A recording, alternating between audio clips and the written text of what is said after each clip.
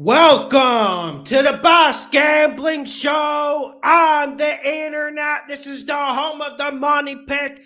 Make sure you hit the like button. Make sure you subscribe.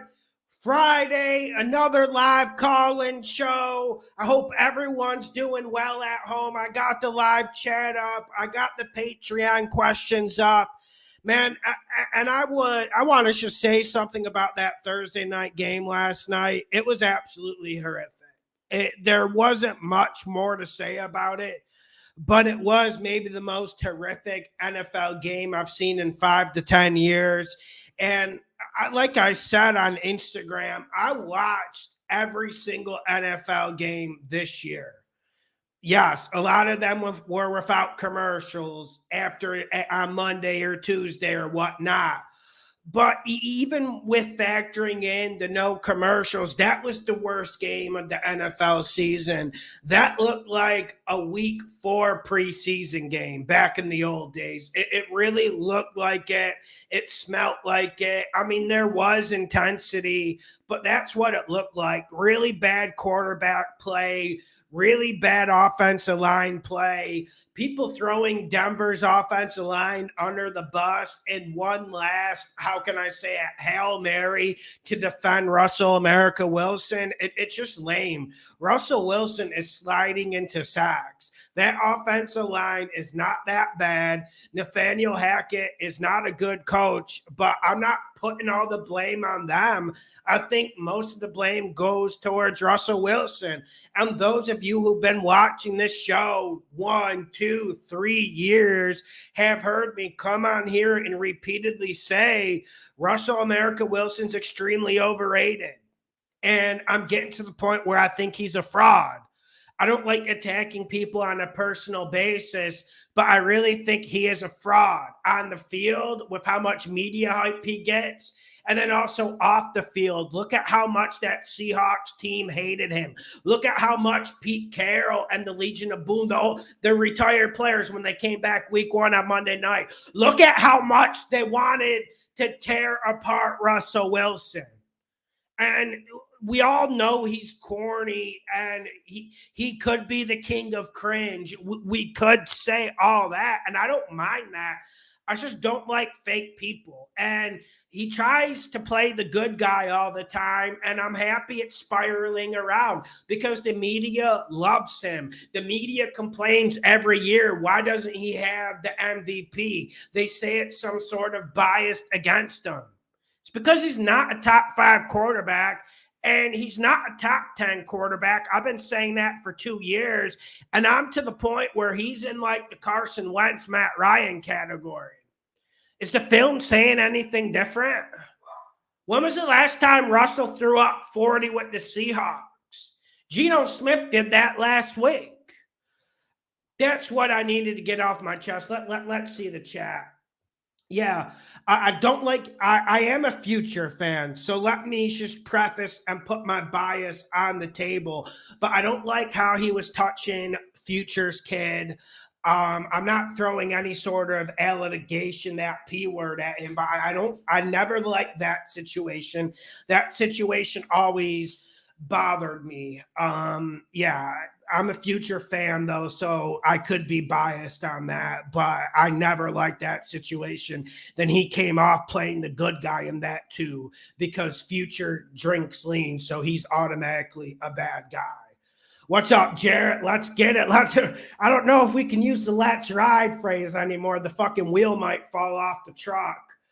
Luke, what's up, Luke? Yeah, good to see you guys. Good to see you guys. Hope everyone's having a good Friday.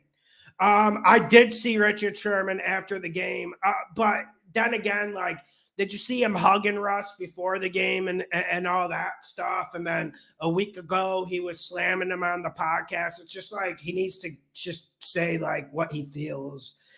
He's going to have a job anyways. Like Richard Sherman can talk. What's up, Stoney? East Tennessee, man. Tennessee's growing really quick. I'm sure it's getting crowded down there. Nick, you played it right. That was preseason level football. I watched it, and it's because I try to sit through any games. But like I said, I would rather watch Jets against pick insert bad team. It would have been a better game. It would have been a better game. A lot of teams get hate in this league. We follow every single team because we try to bet, but a lot of teams get slammed on in this league, and they never put out performances like those two. Yeah. What's up, Johnny? What's up, Johnny? What's up, Pedro? Hope everything's going good with you, Pedro. Hope everything's going good. Glad to see you, man. What's up, Dave? What's up, Dave? Yeah, man. I'm ready to go. I'm ready to go. It feels bets will be up on Patreon tonight. Give me like 8:30, 9 o'clock Eastern. I looked at it earlier, but unfortunately I had to go shopping today, so I didn't digest it completely. But there are some injuries I'm concerned about. Although you guys are trying to make me scared about Tom Brady this whole week. I'm not throwing you 125Z under the bus. I'm not throwing you under the bus, my man. It's just a lot of people are trying to give me fear that Brady's not going to play. I don't know where that came from. I had at least 7 to 10 comments yesterday saying Brady's officially out. Like, no, he isn't. Yeah. Okay, RJ, what's up? Lawson, now that we see Matt Ryan doing horrible in Indy, do you think the problem in Atlanta was Ryan because the Falcons are doing better than the last couple of years? Yeah, I actually want to get to this because you guys probably don't follow Pro Football Focus, but they're like stat geeks who are funded by Chris Collinsworth, and they get all these deals with NBC and all that. They said Arthur Smith was the worst head coach last year, and Nick Sirianni was a bottom 5 coach last year. And I think Arthur Smith did a magnificent job last year with the talent he had, with how bad Matt Ryan was. Matt Ryan was this kind of same guy for the Falcons, except the Falcons had Cordero Patterson, so Cordero Patterson would obviously make him look better. You sling it down to him, he breaks 6 tackles for 30 yards. Anyone can look good doing that. And I do think Matt Ryan was a bit of a problem. And I think once Atlanta gets a quarterback, they're ready to go, man. They're ready to go. The defense has a lot of issues. They really only have Grady Jarrett and AJ Terrell, but that's a pretty good starting point. And for me, man, when I'm looking at the Falcons, I love the way they built this offensive line, and they're going to win us a lot of money this year. They already won us money this year so far. I think they're going to win us a lot of money again. People are sleeping on them. People are sleeping on Arthur Smith. And then another realization I have come to is, man, Carson Wentz was the scapegoat last year. Something's not right with this Frank Reich offense. Something's not right with Frank Reich's leadership. And it was easy to throw Carson Wentz under the bus last year. Everyone did it. But obviously he wasn't as bad as, everyone was saying. Okay. I'm going to get to the Patreon questions. Make sure you hit the like button. Make sure you subscribe. Let's get through these Patreon questions. I got 66 tonight. Yeah, man. We got a lot. Rick White says, was the waste of 3 hours of my life. And Nathaniel Hackett needs to be fired yesterday. I remember when he was the offensive coordinator with the Jags, and he did good with Blake Bortles. But I also remember when he was the offensive coordinator of my college team, Syracuse, and he was rather bad. Listen, in this league, man, if you work with Sean McVay or you get to work under a Peyton Manning or Aaron Rodgers, you kind of just get the job automatically. That's why I was a little bit surprised Eric Bieniemy didn't get a job just because he's associated with Patrick Mahomes. So that's kind of what it comes down to. Nathaniel Hackett is from that tree. Aaron Rodgers liked them, so they're like, why not? Kind of like an Adam Gase type thing. I remember Adam Gase and Peyton. Adam Gase didn't even call the plays, for fuck's sakes. It's ridiculous, man. Okay, what's up, Donnie the sports guy?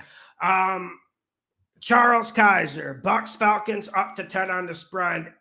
Is the line too high for the Bucks to cover? I'm leaning way off of it. I agree. I did see it at -9.5 at some places. When we picked it, it was at like -8, -8.5 on Tuesday. I feel a hell of a lot more comfortable with that than -10. You might have a point there. I'm still trying to make up my mind on that. I honestly don't know if I'll be posting that to Patreon tonight. Adrian, are the Dolphins still a good bet at -3.5? A lot of people on the Patreon are telling you to stay away from it. I'm not, I don't believe I will stay away from it. I think, listen, let's start with this Dolphins Jets game. Am I nervous about Theodore Bridgewater? Of course I am. I will be trembling every single second if I do put this bet in. But let me just remind you, they are playing the Jets. And I know people got excited last week because, they did this Philly special. The Jets did the Philly special. That's kind of what won them the game against the Steelers. Zach Wilson didn't play terribly, although the Steelers defensive players were dropping like flies during that game. They had like 6-7 injuries during the game. I don't think we're going to see the progress that everyone wants from Zach Wilson. And I think this Dolphins defense has gotten continuously underrated and forgotten as the season went on.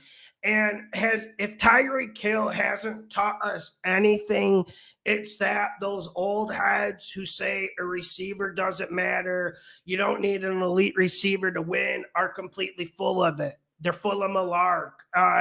Because when you see some of the stuff Tyreek the Thrill Hill does, he has as much impact on a game as a quarterback at this point.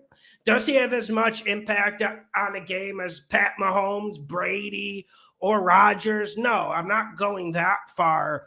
But this man is so fucking dominant at everything he does. He has that type of impact. And the Jets don't got dogs like that. Like, I'm excited about Sauce Gardner in the Jets secondary, but I'm not excited about the rest of their secondary. I'm not excited about a 12-year vet, Carl Lawson, being the best pass rusher. I don't like it at -3.5 as much as it was at -3. But even with that being said, I think Dolphins win the game. They get the extra rest. The only bad thing is Theodore Bridgewater, but I think the Dolphins run this rock better. And we have to remember the Jets have had real big issues on the offensive line, real big issues. And the Dolphins don't have a star on the defensive line, but someone like Melvin Ingram, Flowers, bro, they're winning battles. They're winning battles very, very quietly. And I don't know if this Jets offensive line can hold up. I think that's a matchup of that game that no one's looking at. And plus, it's not going to be cold in New York. You're not going to get the same home field advantage. Yeah, man, that's what I got to say about that game. This is from J23. Lawson, you're the man, brother. Thank you. Thank you, my guy. I love coming on here and talking to you guys every week. Yeah, I did see that. I did see that, Lauren. Like, teams not getting the bye after going to London. It's just going to make for more sloppy football. It's bad enough we get the Broncos on prime time damn near every week this first 8 weeks of the season, but it's also bad that we're not giving teams a bye after going to London. I don't think people understand how much that zaps your pressure. Your buddy's crazy. Tell him to watch the show. I told no one to bet that game. I mean, that's just like pure degenerate stuff. It happens. You learn lessons from stuff in life. We've all done some sort of degenerative betting. That's why Thursday night was created, in my opinion. Not why it was created, but it's a big part of why they continue with it.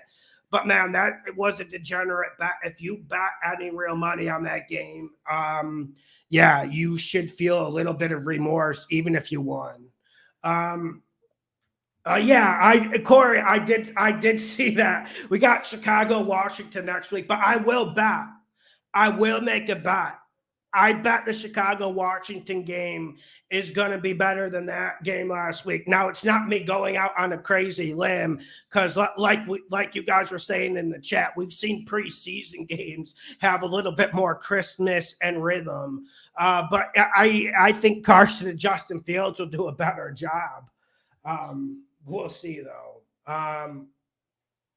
Here we go.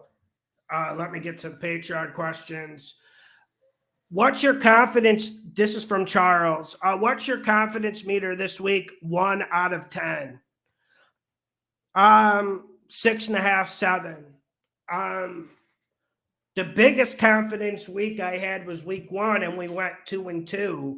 And the littlest confidence I had was week 3, and that's when we went 4-1. So sometimes that's relative. I just try to keep my head down and keep doing what I do, because you're not going to get the lucky breaks. Like last week, we got the push on the Bills game. Fuck, man. Like all Josh Allen needed to do was quarterback sneak it in. Ravens were trying to let the Bills score the play before, and then one player went rogue on the Ravens defense. You saw Marcus Peters bitch him out on the sideline. That's the difference in this stuff. I know some of you guys get mad about a push. I don't really get mad about pushes, although that one was a gut punch.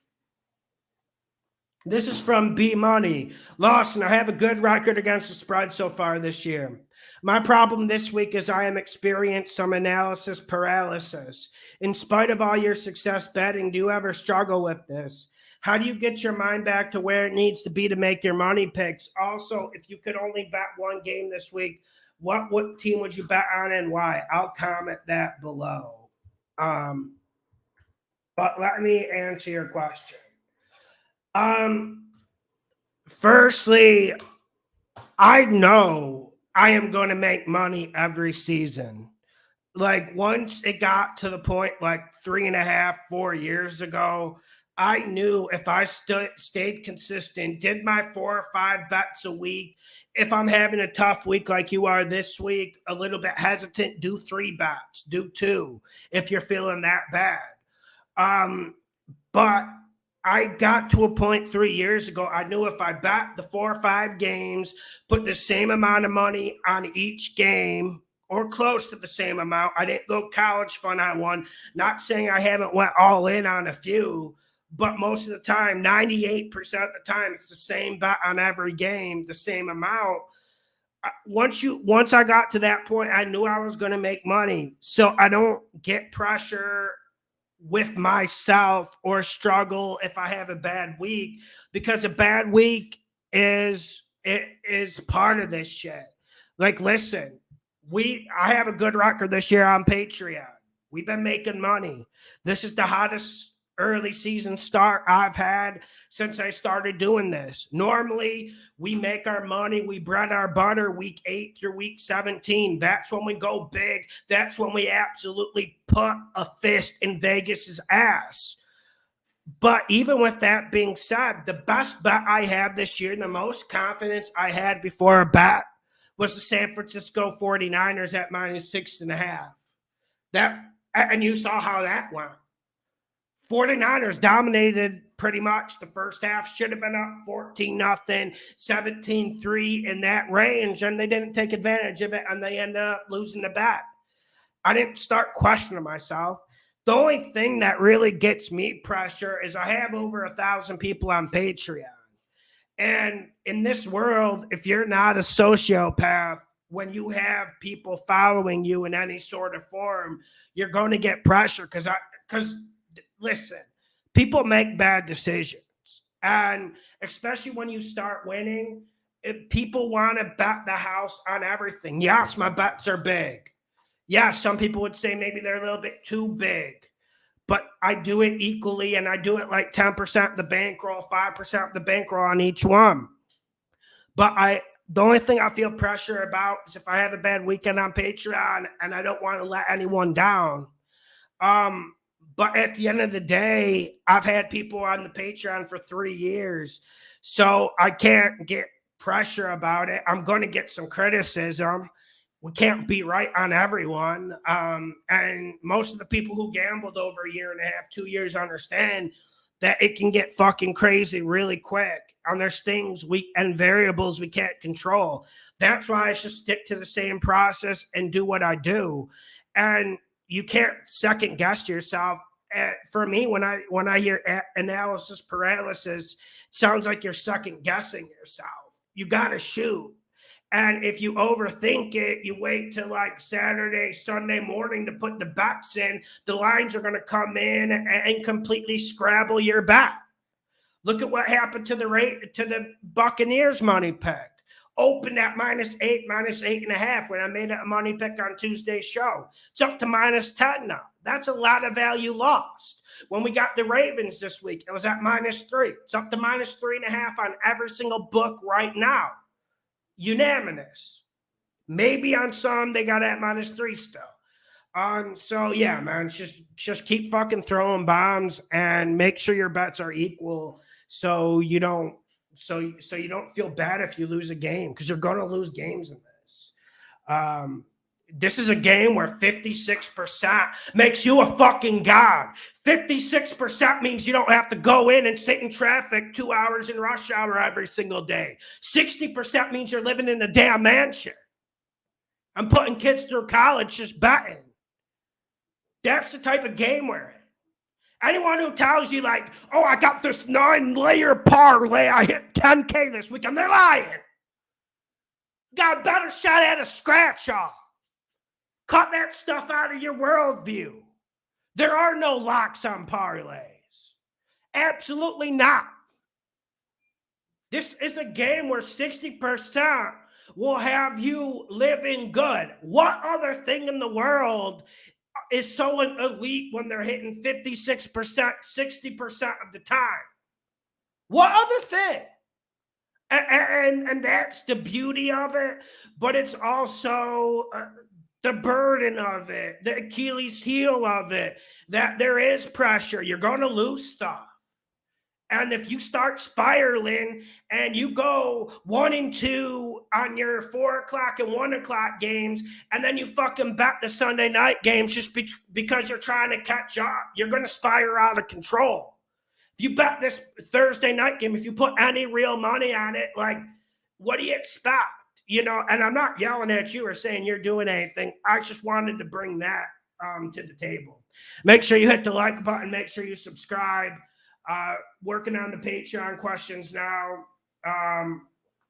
Yeah, man. There's nothing wrong with betting big. It's just like I said, you got to have it equal. So, like, if you have like a 4-1 week, you don't lose money. Like, I have people who've lost money when I've had a 4-1 week.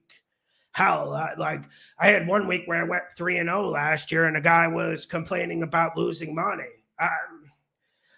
Yeah.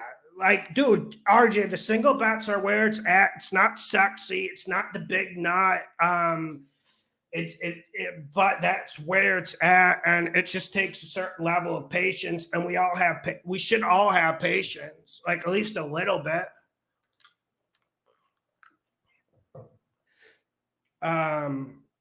Here we go.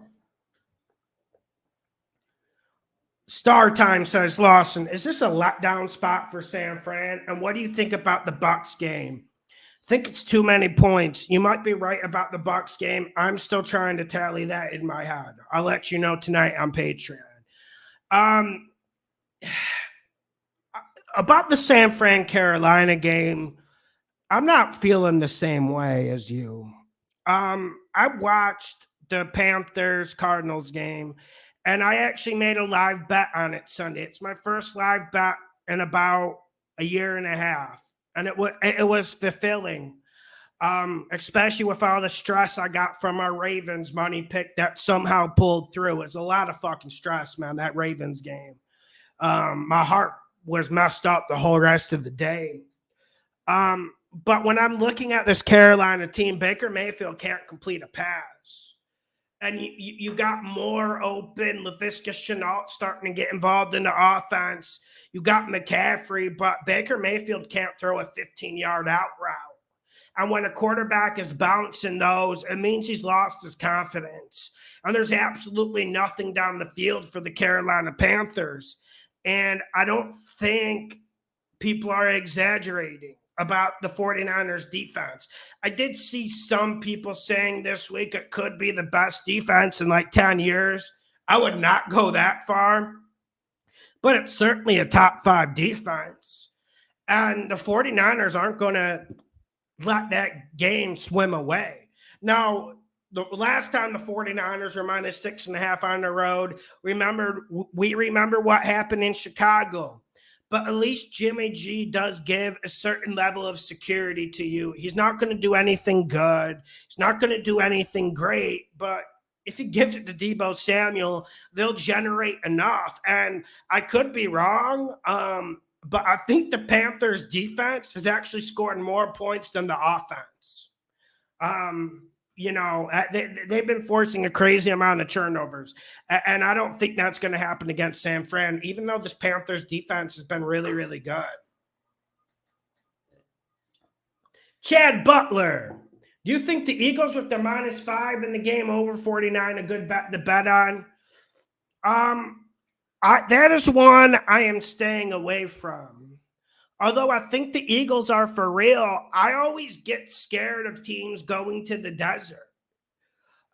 Maybe that's me living a year and a half, 2 years ago, but I always get scared when teams are going to that desert. It used to be a formidable home field advantage. And if the Cardinals are like +3, +6, you just hammer the Cardinals there, and they would always come out and perform.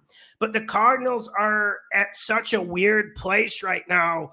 They'll play 2 very good quarters, and they'll play 2 of the worst quarters you'll see in the league.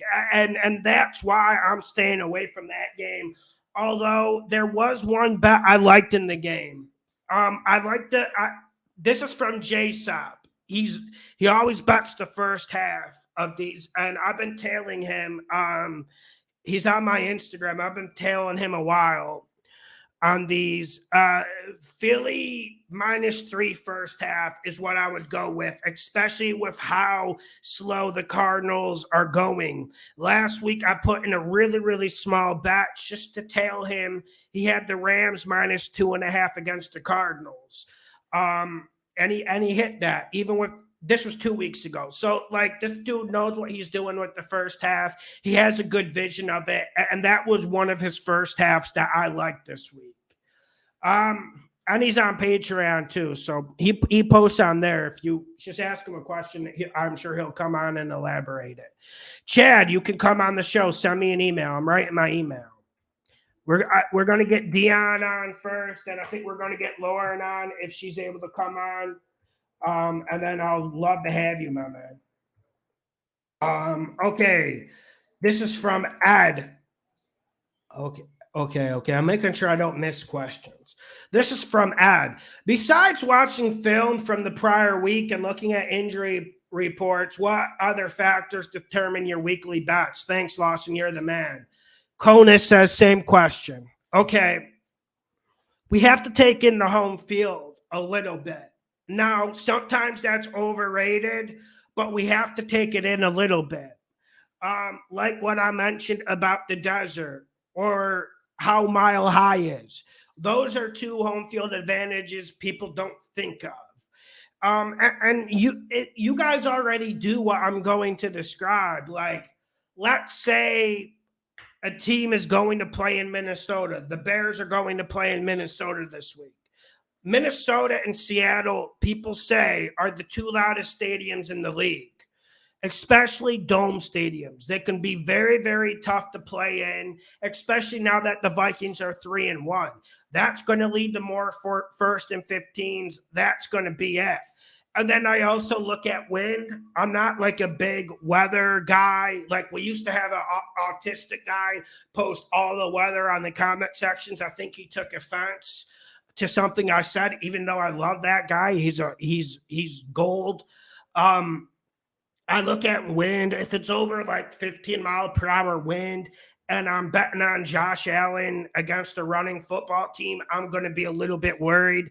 and I look at matchups. I look at secondary against other teams' wide receivers, and then I look at offensive line, specifically offensive line, because that's the quickest way to ruin your day is if the offensive line you're betting on doesn't come out and play at least average. And that's what I look for. That's like the only extras I look for. And one stat I do look at is I look at red zone defense and I look at red zone offense. Those are two that are extremely important to me. For instance, on Patreon last week, I got fucking killed when I picked the Ravens -2.5. A lot of you guys disagreed against the Broncos last week. I 100% understand why you disagreed. But the big shift in that game why I bet the Raiders was this Broncos red zone offense is terrible. And we can just take out that Colts game and throw it in the trash bin. Just look at their other games. The red zone offense has been absolutely terrible. And when there's two evenly matched teams in this league, red zone is going to decide it, my guys. Okay. Make sure you hit the like button. Make sure you subscribe. Let's get these Patreon questions. Appreciate all the questions on Patreon. You guys are awesome. This is from Lawson Hargrove. What's up, Lawson? Would you consider a weekly video with your top player props? I've been doing well this season. I am. I didn't get it ready this week. I want to do a video with Lauren. She's already agreed. She's not the one holding it up. It is me. I'm just trying to find the time to record it and so I can bring truth and justice to the player props. And I'm not surprised you're making money with the player props because Vegas and the lines makers are a little bit behind on the player props. They haven't figured out how to completely dominate in it. Listen, I just follow your guys' player props.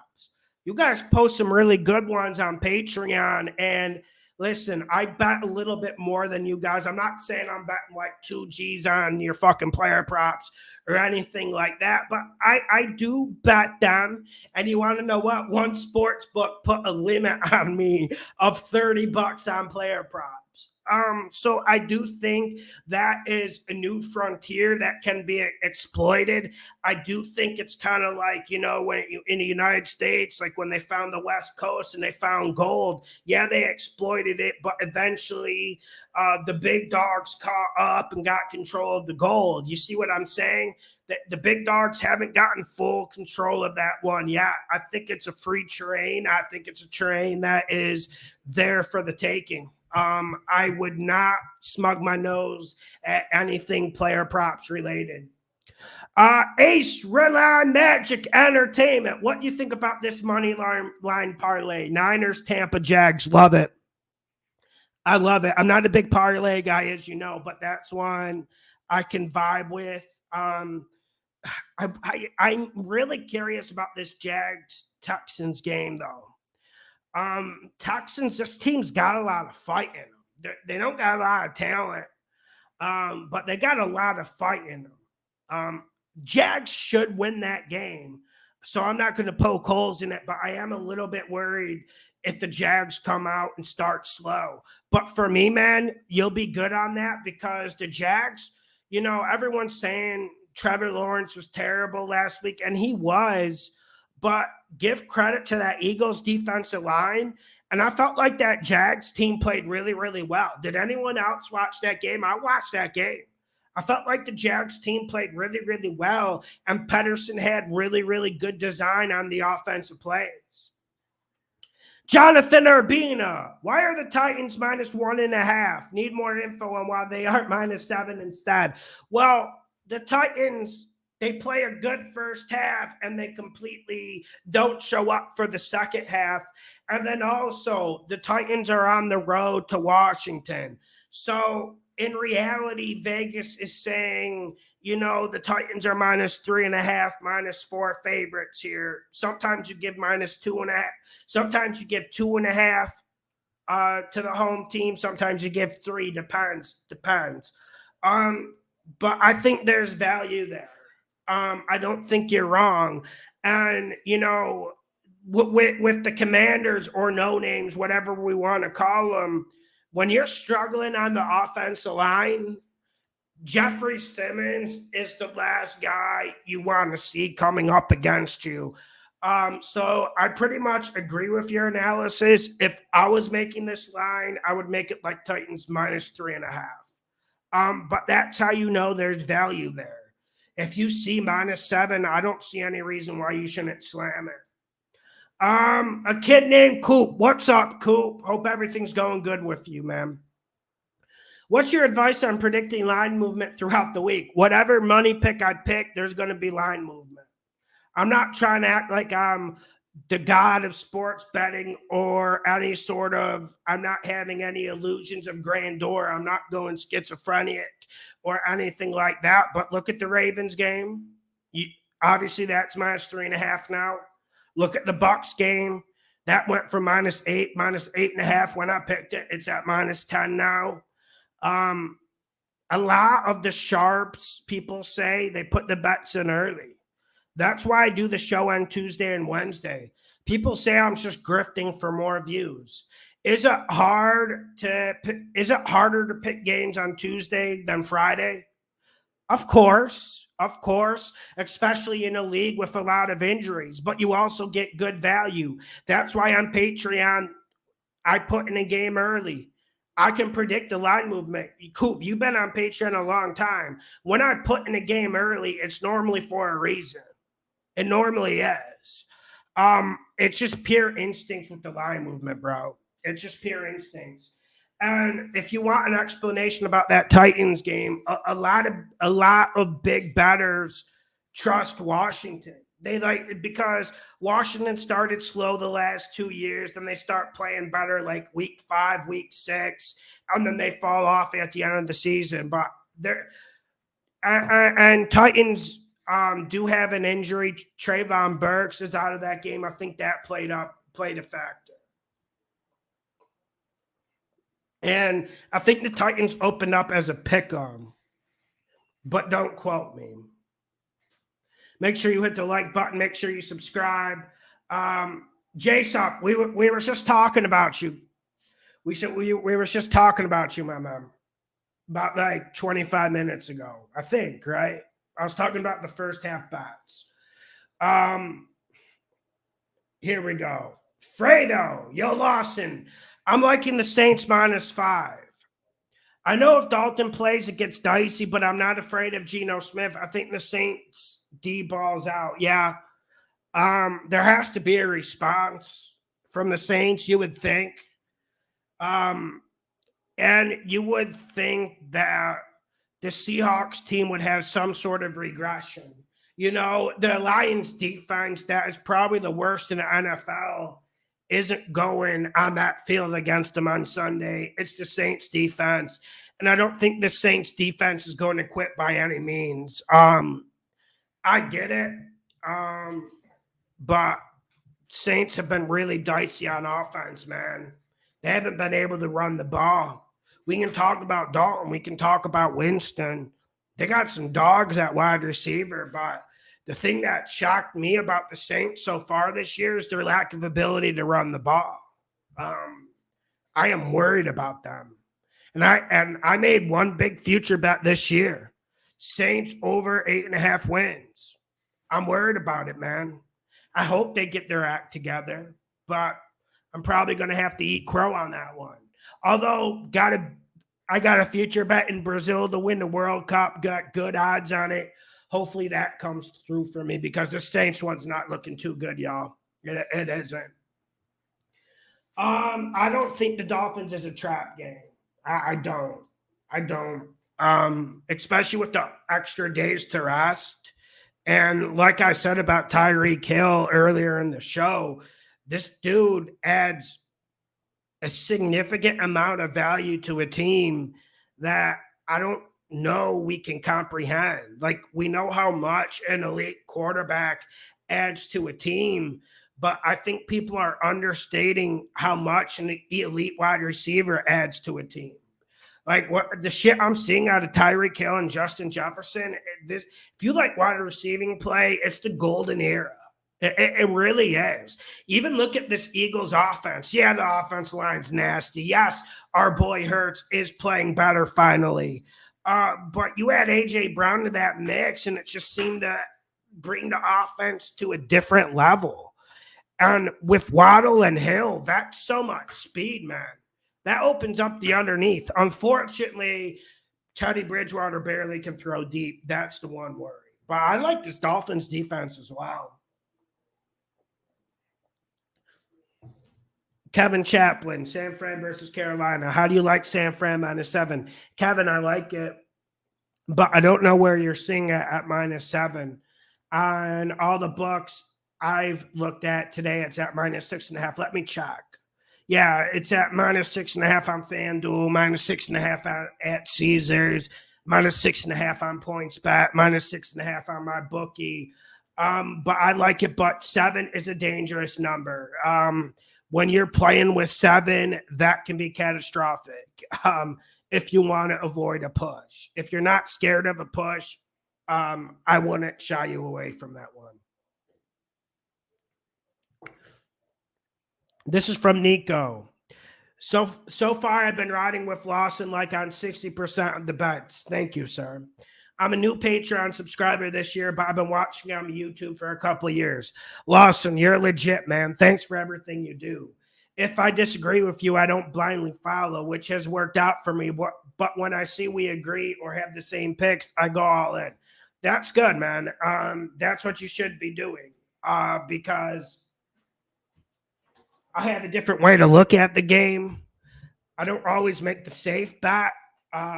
So that's good, man. And I'm glad you're watching the show and you're on Patreon, man, because you guys are awesome. The comment section is always good.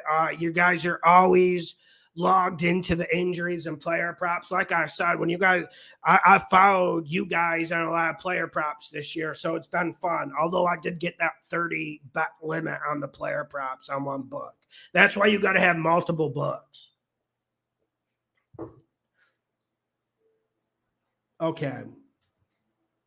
And someone on YouTube said, I'm taking a shot at the Giants. Am I crazy? No. But I wouldn't do it. But if you want action at that early window, it could be good. If are you taking them against the spread or are you going money line? I am a little bit concerned with some of the stuff I've seen out of Green Bay's offense. For me, Aaron looks better than ever. But when Randall Cobb is your second most important wide receiver, I get a little bit worried. That's where I'm at. And this Packers defense, look at how good they are on paper, yet they've laid so many eggs this year, man. But Giants are really bad. And Fioravanci, what's up, Ed? Is this the week to start betting a little heavier? I wouldn't. I'm making the same $300, $400, $5 bets I do every week. This week is a little bit dicey, but every week is. This shit is never easy. But I wouldn't like hammer this week. There's one game that is very hard for me not to go college fund on. I'm not going to do it, but there's one game I really want to go college fund on. But I can't say there's like 4 or 5 games I want to go college fund on. This is from Johnny Gonzalez. What's up, Johnny? My man. Here we go. Let's get to Johnny Gonzalez's question. How bad did Indy and Denver look last night? My goodness. Yeah, dude, like that was the worst NFL game I've seen. I've watched every single NFL game this year. Thank you, Game Pass International. You guys are awesome. My best bet this week is the Titans. I've already locked it in at -1.5. Good price. I was really looking to attack the Eagles game, but the only way I could attack the Eagles is in the first half. I love the Eagles in the first half. I don't see the Eagles covering the full game, and I really don't know if the Eagles win this game. I do know the Cardinals take a while to get going. Do they? Do they? Yeah, like that's where we're at with the Cardinals, man. They don't start playing until like 2 minutes left in the second quarter. I'm surprised how this Cardinals defense has been able to hold up too. But Eagles, they get off to a dynamic start every single game. But I like the Titans one. It's one I've been considering. I'm going to take a look at the injury report after the show, and then I'll put it up. You'll see what I put up. But yeah, Johnny definitely knows where it's at. It's funny that you and JSEP both have the Eagles in the first half, because you two are two of the guys who I've been following your first half bets for quite some time. And the best first half bet you posted was Cowboys Giants under 19.5 on Patreon earlier this year. That one was the bet of Monday night. Should have been the only thing people betted, but you know, that's Dion. I want you to come on, man. I want you to come on. Send me an email. I got your email, but send me one so I can just get you on quicker. Here we go. Nicholas Basso, Cardinals cover. We are the only ones in the game who know the Cardinals are very overrated. But I think this week to bet them at home, I that one has been going back and forth on me all week. Like on the show, I want Cardinals to cover, right? That was one of the ones where I honestly don't know which way to go. I don't know which way to go because the Eagles have been so damn good this year. And you can really attack the Cardinals secondary if Hurts keeps playing like this. But like you said, in the desert, Kyler Murray got hot last week against a really good Panthers defense. I think the Cardinals are starting to play better. ING333. Hey Lawson, what's your favorite two-teamer parlay? I like Bucks money line and give me Bills money line. That's the safest one, right? Watch Tampa Bay lose that game. Man, I'm not a big parlay guy. I bet the teaser, but I'm not a big parlay guy. I did a whole video on why parlays are the depth. You know, on single bets, Vegas makes like 3-4% profit. Single bets against the spread. On parlay bets, they make 45 to 50% of their profit, depending on sports books. When I did the video, I looked into a lot of different sources. So pretty much what I'm saying is most of the money Vegas makes is from parlays. They're not making money off us betting single games. They aren't. And I don't have to go to a job tomorrow because of that. Here we go. Moneyline Repo. Big Money Lawson. What's up, champ? What's up, Moneyline Repo? Do you like the Seahawks to upset the Saints? I actually do. We'll see. I'm back and forth on whether I'm going to bet it. But I'm concerned about the Saints. And I have every reason to want the Saints to win. You guys already know about my future bet for the Saints. Over 8.5 wins. I want them to win. It's just when they can't run the ball, I'm like, okay. When I got excited about the Saints this year because I thought they would have a pretty good run game. Top 10 run game. Not top 5, but top 10 run game. They just haven't gotten it going, man. And the Saints are being poorly managed. Latavius Murray, he comes back from the practice squad. He has a good game against my Minnesota Vikings. 12 hours later, the Saints didn't protect his roster spot, so the Broncos stole him off the practice squad. That's just that's a lot of the stuff that's going on there, man. It's just a lack of attention to detail. IMG333, what is your favorite sports book to use? Thanks for the videos. You are the go. I'll type it because I don't want to get blocked off YouTube or I gave you two. This is from P. What's up, P? What's up, P? I know you hit that under last night. Packers team total is over under 24 and a half. Brigado. Packers team total is over under 24 and a half. The over seems like money, money, money. I'm with you. I saw this earlier today, and I let it think. I let it swirl around my head last week. I gotta co-sign this. I do. Would I run to the bank and put this in? No, but I have to co-sign this because I am seeing evolution in this Packers offense. I did say 10 minutes ago, though, I don't like how much they're relying on Randall Cobb. Christian Watson doesn't look like he's playing too well. But I think the Giants offense is going to have the problems here. And I think you're going to see the Packers with 13 to 14 possessions. Now, that's a lot for an NFL game, but I think you see them get 13 to 14 possessions this game. I think you see a lot of 3-and-outs from the Giants, and I think that's going to be a factor. That's why I would go over. It's not because the Packers are going to come out and kick ass, and we're going to see old school Rodgers of like 3 years ago throwing 65-yard bombs down the London field. And we have to remember, I feel like defenses have the disadvantage in London.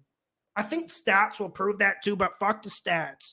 I really feel like defenses have the disadvantage in London, and the grass is really, really thick. It slows the players down. So if you're a wide receiver, when you cut, you know where you're cutting. It's a lot better to be on offense. I don't have any science, but have you guys noticed that? Am I crazy in the comment section? Lawson, can you give me your top anytime touchdown scorers? Just a few off the dome. Yeah, I got some. Williams on the Lions, although that should be a competitive game. Give me, I want to go Keenan Allen, but is he even going to play? I haven't seen the update today. Give me Tyreek Hill, because I try to give ones that have good odds. Yeah, let me think. Last week, okay, Give me one from Deebo Samuel as well. And let's get a running back in here. You got to go with one from Lamar Jackson, right? Because he's probably going to run one in. Those are ones off the top of my head. Let me think of the best one. Yeah, let me get back to you. I want to think of the best one and write it to you, my man. Always love talking to you, P. Steve Terry. What's up, Steve? I feel the Rams are being overvalued against my Cowboys. I do. I'm surprised we haven't heard any talk about this game. Firstly, that's the first thing I'm surprised about, Steve. Okay, let me read your comment in full. Steve Terry says, I feel the Rams are being overvalued against my Cowboys. Duh, boys. Cowboys been playing hot football. Do you think the Rams are being valued correctly? No. Listen, if this stayed at 4, I'm good with it. I tipped the cap to the people who made the lines, but we're seeing it at plus 5.5 on some books. Let me double check to make sure that didn't move back down. And listen, I'm one of those guys. I always like betting McVay, but this is a game the Rams are being a bit overvalued. I saw some people wanting to go big Rams money line. Steve, here's why I think the Rams are overvalued in this game. It's not because of Noah Odell, they can't get deep. Yes, that's a little bit of the factor. But here's my issue. This Rams offensive line hasn't looked good all year. It just hasn't been good enough. The run push is getting a little bit better, but if you stack the box and stop their run, their pass blocking, they're getting obliterated. And when you're struggling with pass blocking, the last team you want to see at this very moment across the field from you is the Cowboys with Parsons and Lawrence. Cowboys are even getting a good interior pass rush. And, Diggs takes a lot of hate. They say he only goes for interceptions, gave up a ton of plays last year. The stat guys don't like him. Man, Diggs is an absolute dog this year, man. Absolute dog. Yeah, man, I haven't changed my tune. I like the Ravens. And everyone's trying to remind me about last year. I was here last year. I was the one on the island who put Bengals +6 on Patreon. I was there last year. I remember what happened. Like, I have a very good memory, and I remember numbers really, really well. I understand that, but I not yelling at you. But I feel good about the Ravens. I'm not swaying off of it. It is what it is, man. Bengals can come out and play. Bengals got playmakers. Bengals got Joe Burrow. There's nothing light about the Bengals coming in your home turf. I don't care what fucking team you are in this league. But let me be clear. This is the best I think I've ever seen Lamar Jackson, including MVP year. I don't know if there's a tougher team in this league to defend on 3rd and 12, 3rd and 14, 3rd and 8. I don't. Lamar's been absolutely phenomenal. His accuracy has been better. He's got a little bit of a rhythm with Duvernay. We know Mark Andrews might be the best tight end in this league, even though everyone loves Kelsey and Kittle. I fucking love Mark Andrews. Man, it's going to be a good game, and I'm starting to see a better push from the Ravens offensive line. Dobbins is finally back. We'll see if he plays this week. I know he played last week. Justice Hill is getting in a rhythm. And the Bengals defense, the Ravens defense looked better last week. Did they blow the game? Yeah. Should the Ravens have probably won that game? Yeah. But I saw the improvement I needed to see from that Ravens secondary last week against the Bills to feel comfortable. But I understand that people have other opinions about that game. Bengals are good, man. But I also haven't liked what I've seen from the Bengals. I just haven't. I didn't get all excited like you guys about that Jets win.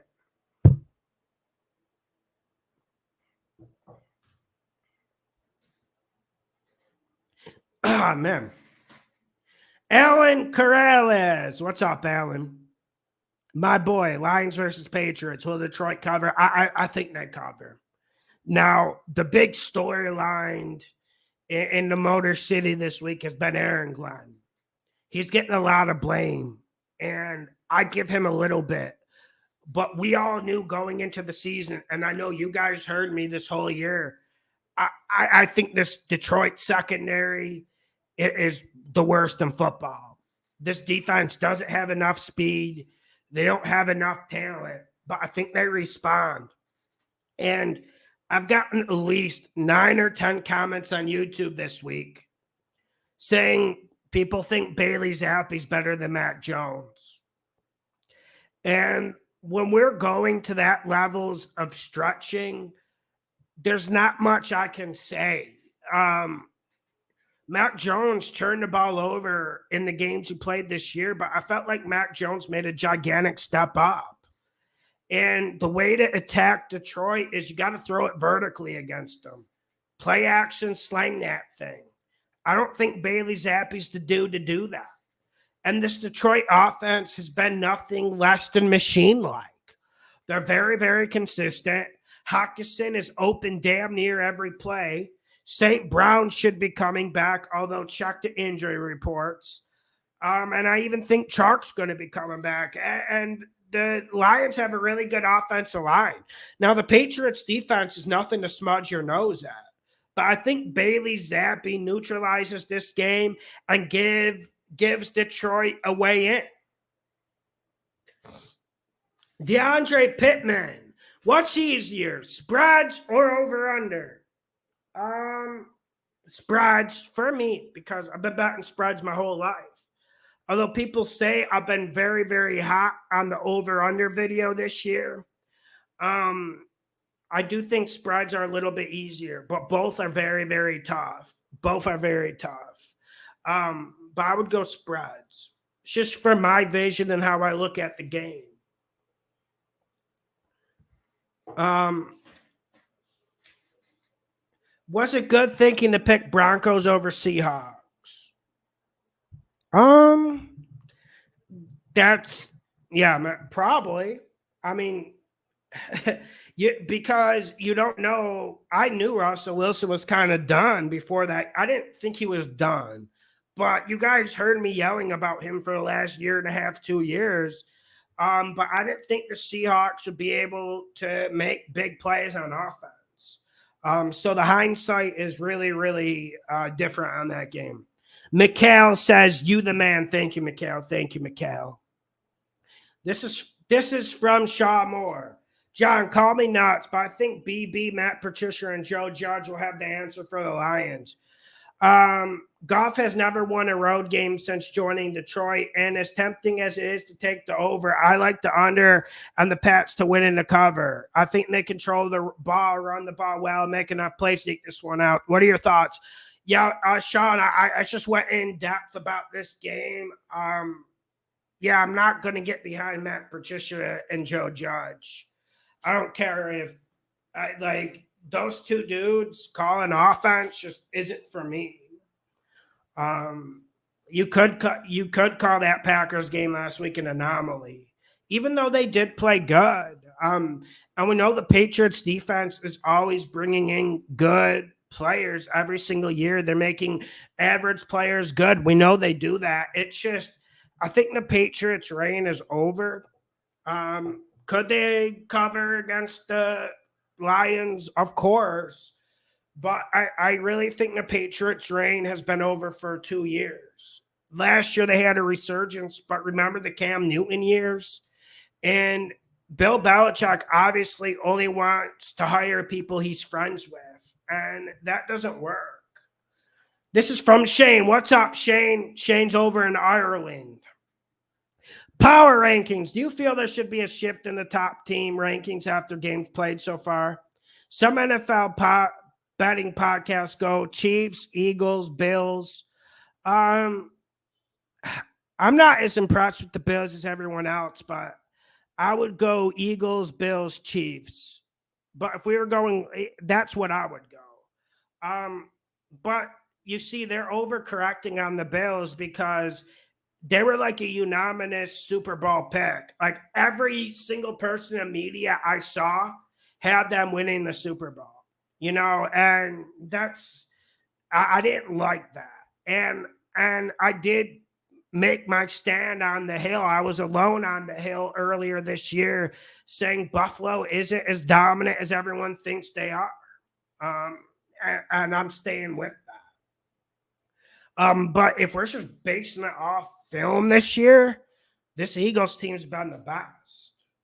But if we're using like a long term of thinking, it still probably has to be Eagles at this point. Eagles are probably going to go into week 10, week 11 at like 9-2, 10-1. Like this Eagles team is playing really good, balanced, smash mouth football, and they play the type of football I like. And I'm not as excited on the Chiefs as everyone else.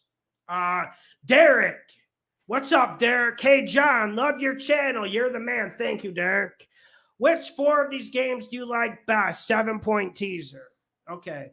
Green Bay -1. I could go with that. Put that on. I like that one. Minnesota -0.5 point. I like that one. Jacksonville, pick 'em.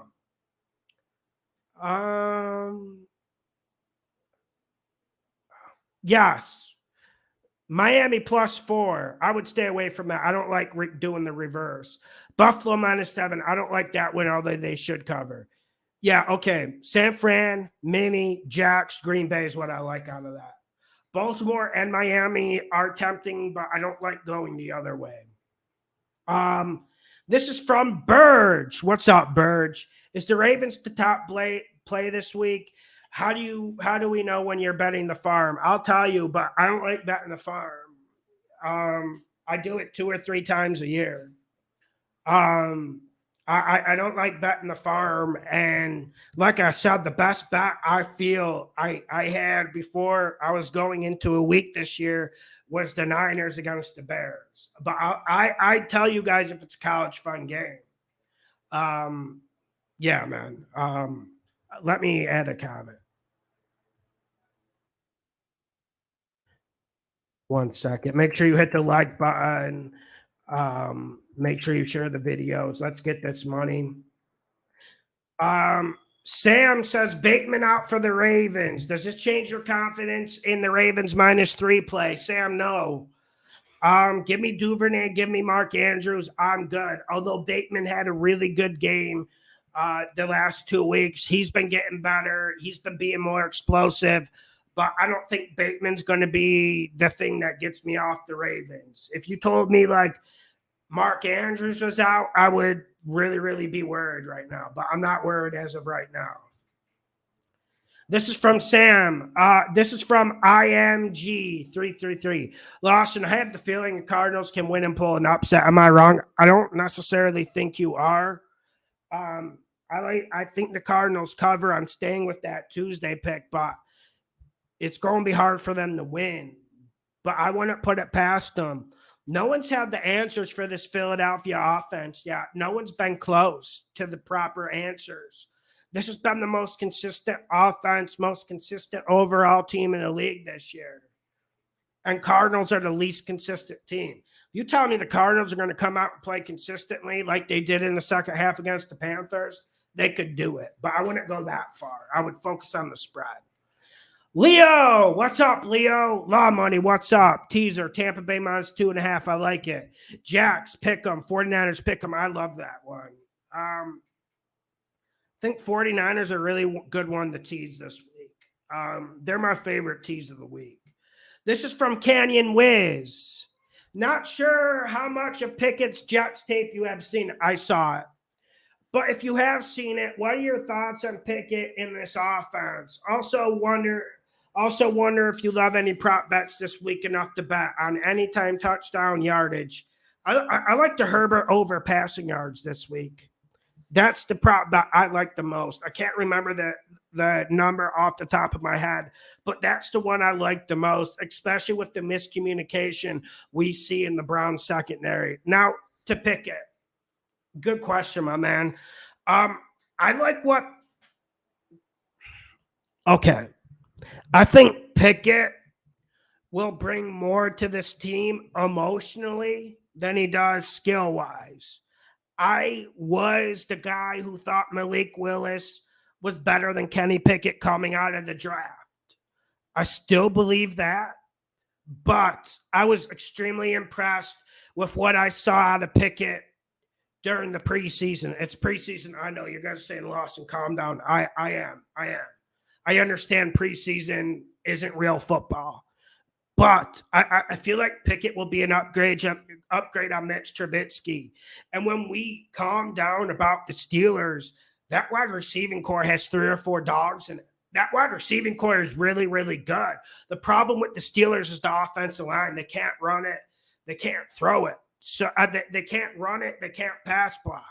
But I think they get it out of Pickett's hands really, really quick. And like we saw last week, Pickett's going to have to run that thing. And this dude isn't scared. He didn't come in and blink against the Jets. It's going to be a battle, man. And Pickett's got his challenge for him. But Pickett's an upgrade on Mitch Trubisky, and the kid's got toughness, man. He's not afraid to sling that thing around. I think you're going to see a lot of quick passes, but it's going to be hard for him to get the ball down the field, not because he'll be lacking courage, but because of the pass blocking. Make sure you hit the like button. Make sure you share the videos. Rory, I was yelling earlier. I got to use the bathroom and get another water. Hit the like button, share the videos. We're going to get some people on. I'm pretty sure I made it through the Patreon questions. Let's get it, man. Dan, I'm bringing you on as soon as we get back. 1 sec. I sent the link to you. 1 second. Yeah, I gotta just use the bathroom real quick. I'm sure you guys don't need those details, and then I'm gonna get you on. Thank you, guys. I'm having a good Friday night with you.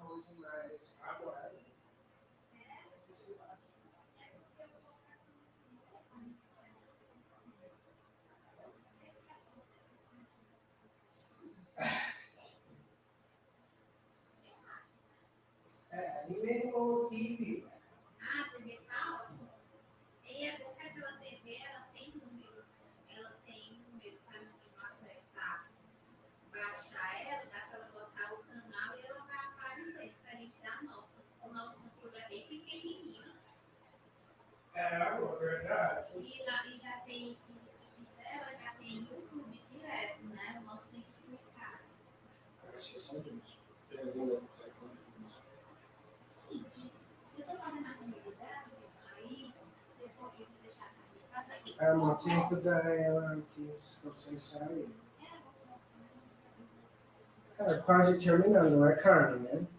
Vai dar certo. Tá, amor, vou voltar. Beijos. Okay, let me go there. Thank you. I'm back. We got Dion coming on. Hit the like button, share the videos. How about them Colts, man? What a win.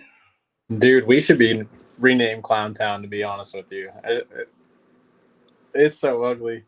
It's so ugly out there. That's some of the worst football I've ever seen in my life. Yeah, man. And I want to just ask you about it. Like, don't you think the Carson Wentz was the guy they used as a scapegoat for it last year? Because this is bad. This is rotten. Yeah, it was impeccable timing. We were just going through a QB carousel, so it was a perfect excuse, perfect scapegoat for Frank Wright to continue his reign of terror on the Indianapolis community. Man, it was bad. Someone's saying, look at all the porn in the chat. Where are your moderators? Dion's been doing a good job, but unfortunately, I only got one, and it's you, and you're on the show right now, so you can't do three things at once. Here, I hide that one real quick, and then move. Dude, they keep remaking accounts because you can't hide the same user over and over again. No, you can't. So yeah, I hate that stuff, man. But so like, are you like just Frank Reich needs to be fired, or like what's your view on it? I mean, there's a number of issues, right? Like the lack of depth that we have. So, I mean, it kind of starts in the front office as all good organizations do. So, you kind of got to spend money on players to have that depth. Like we let like a great left tackle go, Eric Fisher from the Chiefs. I know he got hurt. He tore his Achilles, but he came back. He played every single game for the Colts, I'm pretty sure. If not, he maybe missed 1 or 2 games. And then, I mean, that's why Jonathan Taylor was having so many big runs last year, because he had big guys like that up front to block for him. They had that, what's it called, that synchrony where they could, work as one unit. That's the point of the offensive line. They all want to have that same flow so they can generate that push or, have that block however it needs to be done. Yeah, man. Like, so what are you looking to bet this weekend? Because all right, I got 2 games. So I got the Dolphins versus Jets. I'll start with them if you want to talk about the other game. Yeah, let's talk about that. All right. So I don't think we have to worry about Teddy as much as you really think we do. I understand he's a backup QB, but he's been here before. He's been elevated. This is like the 3rd time he's been elevated to a starting quarterback as a backup quarterback. And he used to be a starting quarterback. So he's got the reps. He's played before. And I think he's behind the best coaches that he's ever had in his career. I agree. And I have to take a step back, and I have to stop being dramatic and understand, if you look at it from like a raw play on field point of view, Tua isn't much better than him. So I have to stop being dramatic about that. Yeah, I mean, at least you're having a realistic perception on it, you know what I mean? But I also believe that, Moser is the better running back of the 2 teams. Obviously, they have better wideouts. I believe their defense is better. The only thing about the Jets is they can, and I say this lightly, they can pass the ball. They've got some pretty good wideouts. Wilson is, one of the most unpredictable quarterbacks in the NFL. I'm really not sure how he's a starter, to be honest with you, but, you got to give the young guys a chance. So it is what it is. But I think that there's 2 of the same caliber quarterbacks playing against each other, but the Dolphins are a much, much better team. I think that -3 is just a hammer. And if they let Zach Wilson throw it, he's either going to churn the ball over or he's going to get hurt again. And then plus, at least with Teddy, you can know you're not going to get a turnover. That man is safe as it gets. He's like Chad Pennington, if you remember him back in the day. But yeah, it's from my early years of starting to spectate football. Yeah. All right. So second game, I like the Dolphins one, man. I haven't shied away all week, even with getting worried about Teddy. I don't even know. Teddy's arm looked really, really ragged against the Bengals. But then again, every deep ball Tua throws just hangs in the air too. So right. Yeah. The next game, though, I was going to talk about the Falcons and the Bucs. I really like the Bucs here, just because the Falcons are going to be lacking one of their star players this week, Cordell Patterson. And it's not really just because of that either. The Bucs have a really good defense. I mean, I don't see how the Falcons are going to put up a lot of points on the board against these guys. Mariota is, above average at best. and I say that term lightly, you know. But no Cordell, I really don't see this being much of. No, dude, no Kyle Pitts, no Cordero Patterson. Like it's going to be damn near impossible. Joe, thank you for the super chat. But come on, man, those are like the two best players on the team. And here's my analysis because the offensive side, you're completely right about. This Falcons defense, listen, they've won us money this year. Like we've been the only ones not shitting on them the whole year. But come on, it's time to get off the train. It's the right time. We'll get back on when they're against a weaker opponent, bro. Who do they got rushing the passer outside of Grady Jarrett?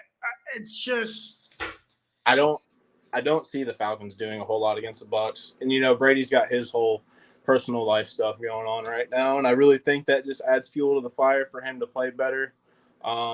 People are saying, "Oh, Brady's not going to play this week. He's out." You know how you were talking earlier in chat. No, he's not. He gets that Veterans Day off. He gets his extra day off during the week. It's nothing new, or it's nothing new this season. It was adapted this season, though. He does get that extra day off. He did come back. He practiced. He talked to the media. He said he felt great, and he's gonna go off this week. He's gonna dog the shit out of the Falcons, bro. I'm telling you.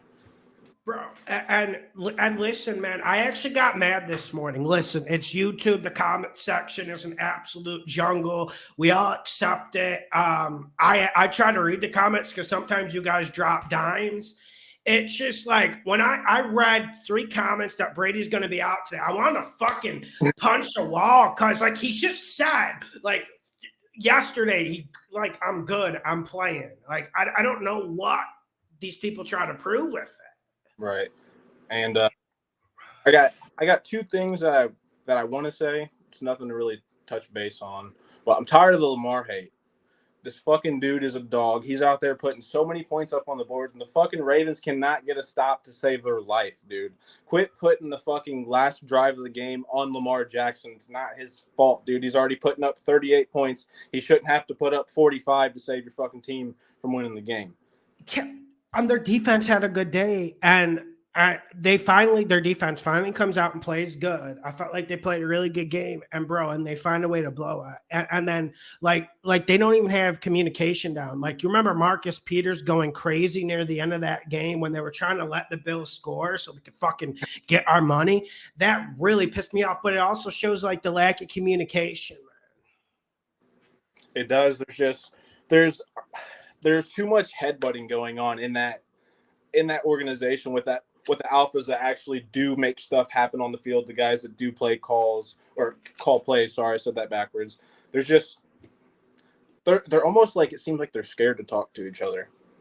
It's weird. No, and like you're from like Indiana, so like one thing on Pat McAfee's show, like what's his name, Butler. Like I watch him every week. Like when he does the breakdown of the secondary, he says like if a defense isn't talking, it's a dead defense, and that's the main thing on defense. Thank you for the super chat, Monique. But like I agree with you, man, and there has to be a Ravens response though, right? Because they're actually playing good. I'm surprised. Yeah, and the Bengals are nothing to really get hype about right now. You know, they could pick up steam later on in the season, but they haven't impressed me by any means. And the last thing I was gonna say, I really liked what that one sub put in the chat with the Eagles versus Cardinals first half -3. The Cardinals do come out flat like every week, and it's always Kyler Murray trying to scramble from behind and put up 21 points in the last 2 quarters. So I would really consider that. Yeah. And that's why I have to read the comments because found you in the comments, found JSEP on the comments, like found you guys on Instagram. That's why I have to read it. But when people are just sending me just straight up trash, like for me to sift through, it bothers me. But yeah, man, I like that first half, and I've been riding with him on the first half just because it's experimental and we need to get an advantage when we can get it. Like you were saying about the player props and daily fantasy, dude. I got to look into that. Yeah, definitely. With the if anyone in the chat's in Discord, you should type Discord in the chat too, so Lawson knows that you guys would be interested in getting in there and getting some stuff going that way. Yeah, man. All right. Any last words? Thanks for having me. You'll have a good weekend. And at least the Colt Stadium looked awesome. I saw you were there the last like 2 weeks. So Fire. Glad to be there, but I'm just supporting my city. You know what I mean? yeah, man. Yeah, man. We'll see what Frank Reich does. Thanks for coming on. Thanks for having me, brother. Take it easy. Appreciate it, man. All right, here we go. Yeah, man. I didn't know Discord was so big. I actually didn't. I kind of like slept. I kind of just stay on my place on the internet. And Canyon Wiz, since you're on Patreon, I answered. Do public betting trends have any effect on your betting? Like the whole Vegas doesn't lose line? No, because no one factors in the amount of money Vegas makes on parlays. And people try to use that as an excuse because the NFL is unpredictable. We had a guy on Patreon, Ray Rouse. The first 3-4 weeks, he would post it like 80% took this team, 20% took this team. And then people were assuming Vegas is going to fix it. No, the favorite won 3 out of 4 of those games. So that is a little sample size of it. But I've never liked that junk. I've never been with it too much. And sometimes we have to say that Vegas, A, is really good, and B, sometimes they're going to stand their ground on something. And so I don't like that. Like, we get a lot of that on the internet, unfortunately, like that kind of stuff we have to sift through. Sometimes I look at it, but I don't get too concerned with it. Just when I'm looking at if a game's going to move. If I know everyone, for instance, was on the Ravens this week, I would be looking at that. I knew they wanted. I knew probably maybe more bets for the Bengals would come in, so I wasn't concerned with it. But I knew Vegas. I know sometimes, like, we want to go against the grain, and a lot of times I am against the grain. Like 80% of the public bets are in Team A. I'm in the 20% on Team B. It doesn't make a damn bit of difference where I am. If I like a team, I like a team. Here we go. Lauren Kaiser, 5 minutes, Lawson. If you're good, I can come on. Yeah, sounds good. Now let's get to the YouTube questions, man, before Lauren comes on. You guys are crazy about Pittsburgh money line, bold. Lions money line. Yeah, Mike, your Panthers are beyond bad. Like, how they get another defensive touchdown to start off that game against Zona. Defense plays phenomenal that first half. Luvu might be the best linebacker in the league. Not trying to get too crazy here. And then to see them just lose that game completely, not even close, was really tough to watch. But hopefully they start playing better. Like you said a few weeks ago, there isn't much difference between Sam and Baker. And Sam actually might be the better guy at this point, as crazy as that sounds. Not that we ever were excited about Baker, but you would think Baker would be better than Sam. Kenny Dorsey, do you like Pittsburgh Steelers plus 14? I think they cover it, but I don't like it. I would stay the hell away from that game. It's not one. Remember last year we got the Jags plus 16? It's not one of those types. Because I worry about this Steelers offensive line. If they could block someone, I would feel good about it. Sounds good, man. I haven't had you on in a while. Send me an email. I'll get you on. Vikings minus 7.5. Yeah, I didn't like that extra half point, but I wouldn't let it phase you because my Vikings, Vikings really haven't played good yet. They played good the first week, and they've looked actually pretty below average these last 3 weeks. But like I've been saying about the Bears, I truly believe they're the worst team in this league. Truly believe it. I truly believe it. Now the record obviously doesn't say that, but I think there's value betting against the Bears, and I just think at a certain point the Cinderella shoe's going to run out, and I think a lot of people were starting to come to my side last week. I really do, man. I think the Bears are the worst team in the league. Vikings are playing at home. 7.5 is a bit much, though. I'd buy that up to 7. Just because the Bears have a way of keeping these games close.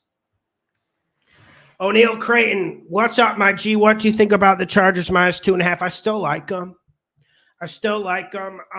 The miscommunication in the Browns secondary this year has been a huge problem. Now, I got this game going under, even though it involves Herbert, but this Chargers team, listen, I know about all the injuries on defense, but answer me 2 questions, because Derwin James can pop up on any injury report at any time. Is Khalil Mack and Derwin James playing? Then I feel like the Chargers will get enough defense, and I feel like Herbert will do enough things. And I spent this whole offseason hyping up Jacoby Brissett, not saying he's going to be good, but saying, listen, he's going to be decent, man.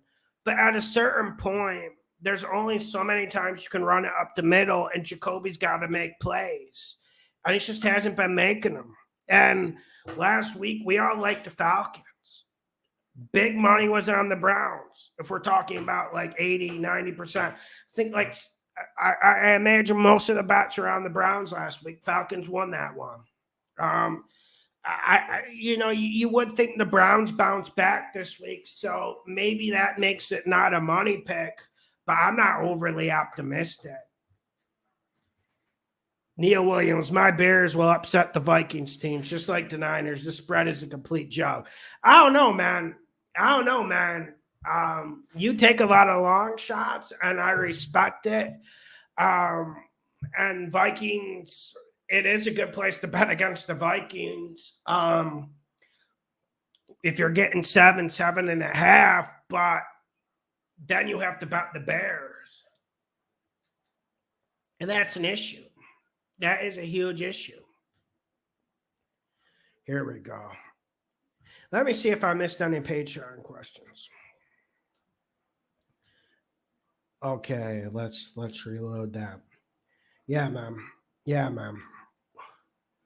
My bad for the stall. Okay, I got some more Patreon questions, so I'll get to them. Ernest Vassar, do you see the Cardinals upsetting the Eagles? I don't, but I see them covering. Listen, man, I want to see if the Cardinals can play a complete game. But that's why we were talking about Eagles first half -3 during the first hour of the show. I think there's some value because the Cardinals start so slow. And for me, man, this Cardinals defense has problems. They've actually been pretty good this year so far, better than I thought. But I don't think they'll be able to upset the Eagles. I think they can cover? Yeah. I know a lot of people are in the Eagles to win and to cover easy. I understand that logic, but I still think Kyler's going to be able to make plays.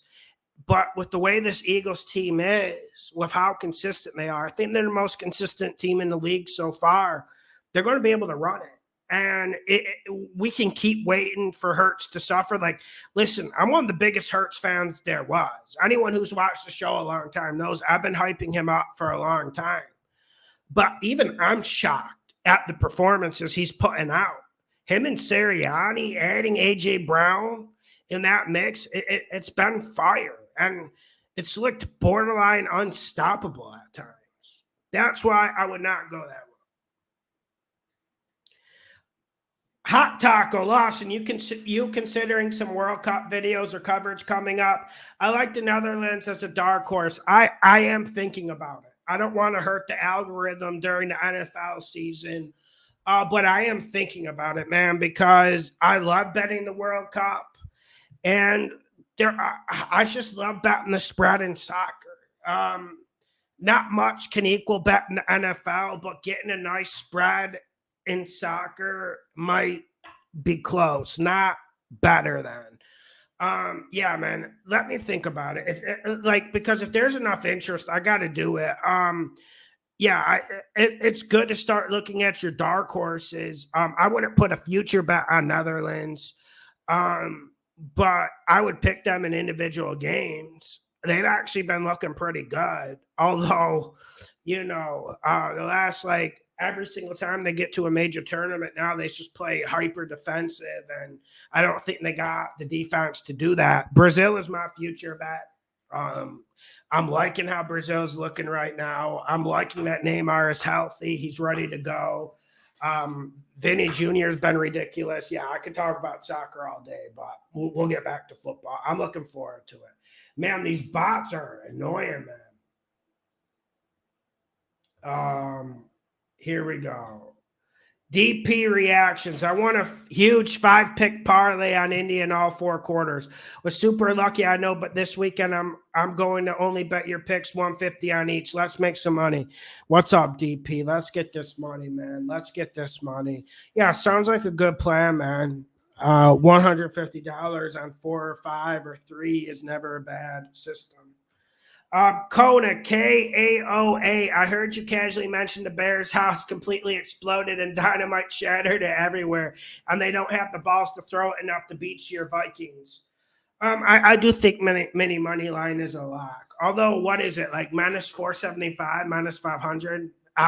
Stay away from that shit. If you're gonna bet that one, go with the spread, man. Because Vikings, I just think, like you said, the creativity on the Bears offense is a huge issue. It's a huge issue, my man. Here we go. Lauren, are you coming on? Are you coming on? Okay, here we go. Of course, I have to be faithful to Brazil. Although I do think they're the best. I do really feel like they're the best team this year. I don't like the manager, so that's an issue. I feel like some of the European clubs have better managers, some of the European countries. So that's why I'm nervous a little bit. Like, that's a big reason why we haven't seen Africa get a World Cup. It's just manager talent. But yeah, man. Hopefully it goes good. Hopefully it goes. Dude, I sent Lauren an invite. I think she went ghost. Let me send you an invite. I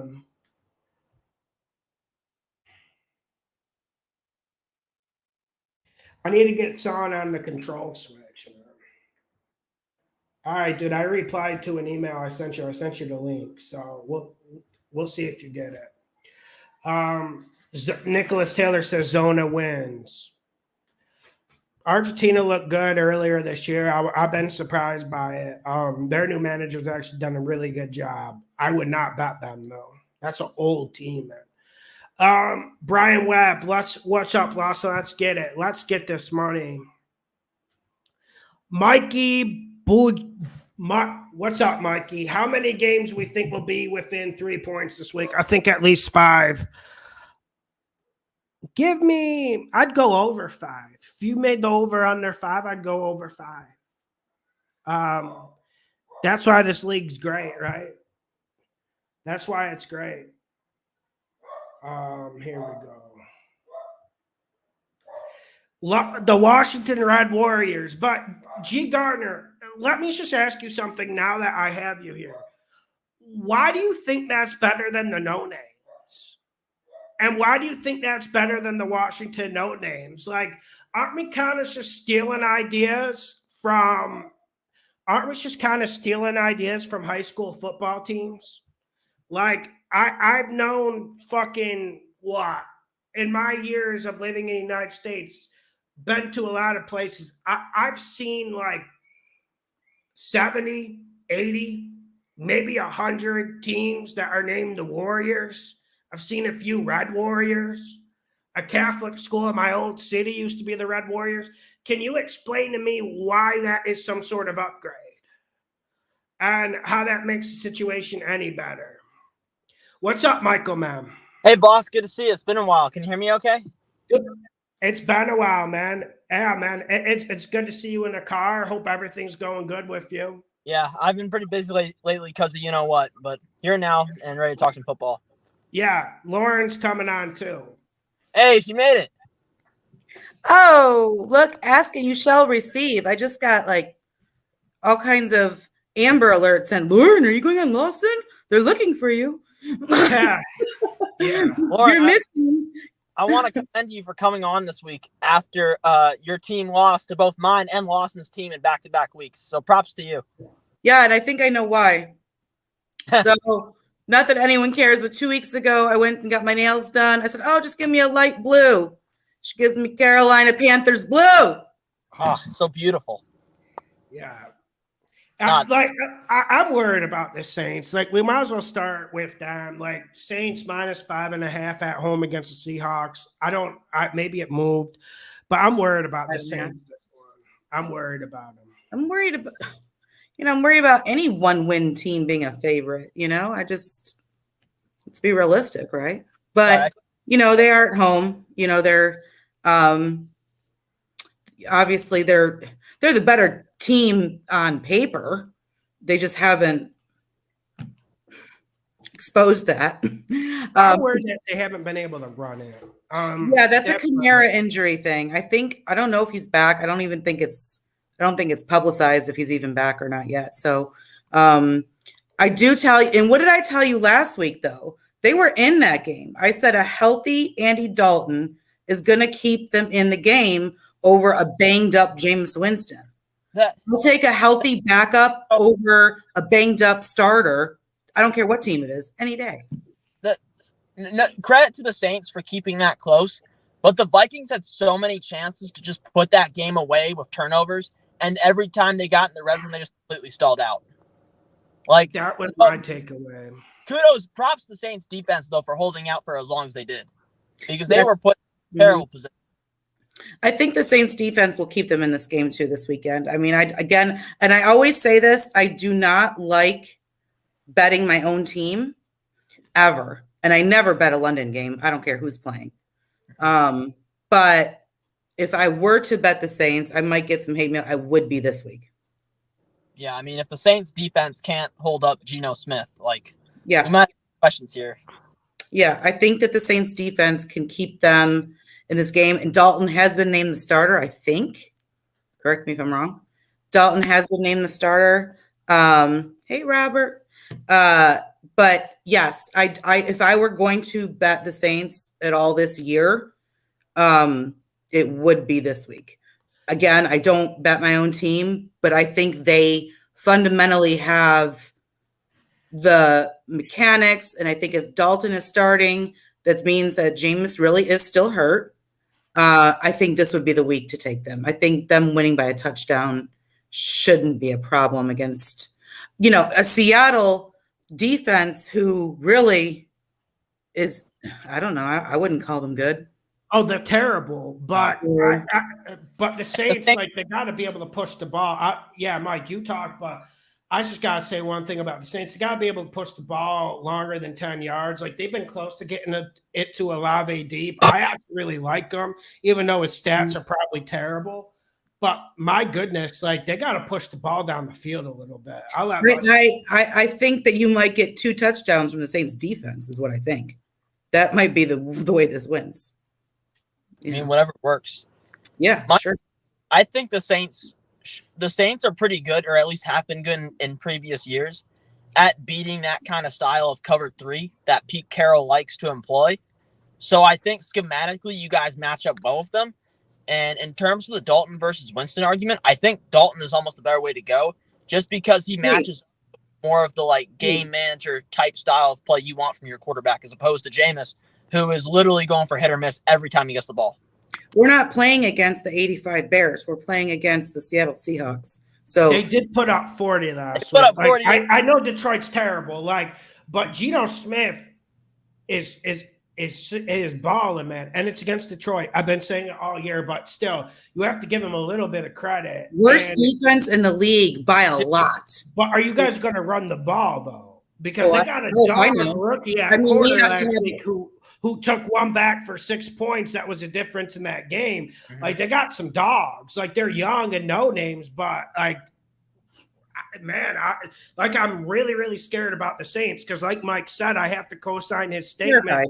even though it's my team. Like, Saints probably should have been washed out of that game by like 17, 20 points. Like, They just kept shooting themselves in the foot. Yeah.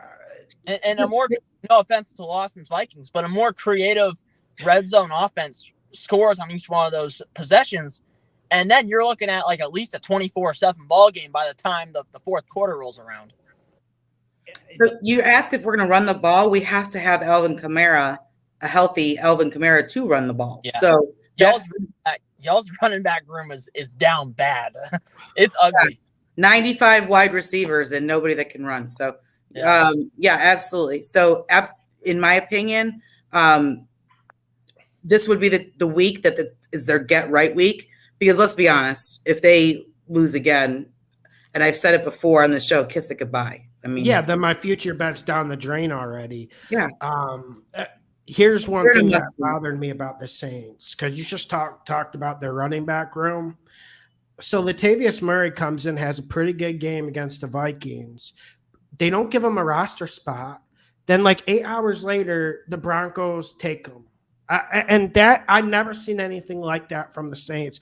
I have to come on here and eat crow because I know Mike would probably say Sean Payton would have been a huge difference, and obviously it's a drop off, but I didn't think it would be this big a drop off. Dude, that's what and it's huge. I got to eat crow on it because this Latavius Murray situation was bad. I think the biggest impact that's had is the difference in Jameis. Like, he's been a lot more careless with the football this year than he was last year.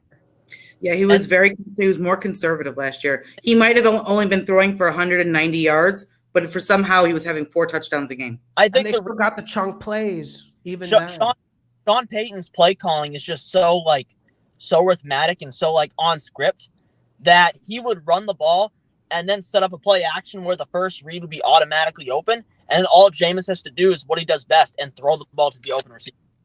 He made his job. Thank you, Wade. Jameis, and put him in a lot of good positions. Appreciate that, Wade. And yeah, I'm going Seahawks to cover. I'll let you guys have final say because I want to get to this Carolina game. Oh, I want to get to the Carolina game too. But I will tell you, I will say, the last thing about the Saints is that, they were 1 foot away on that from going into overtime. And let's just call a spade a spade. I don't know that a banged up Jameis Winston would have even been in that situation. Oh, I agree with that. So I'm not trying. I know Lawson's a Andy Dalton hater, but I like Andy Dalton really bad. But backups get paid. That fumble at the end of the first half.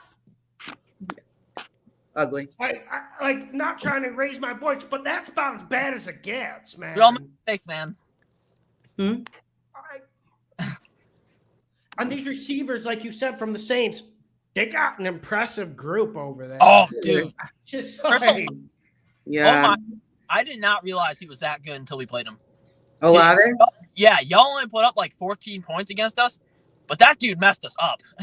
No, he's really good. He really good. We traded up for a reason for that kid. They traded up to get him, and for obvious reasons. He is a total dog.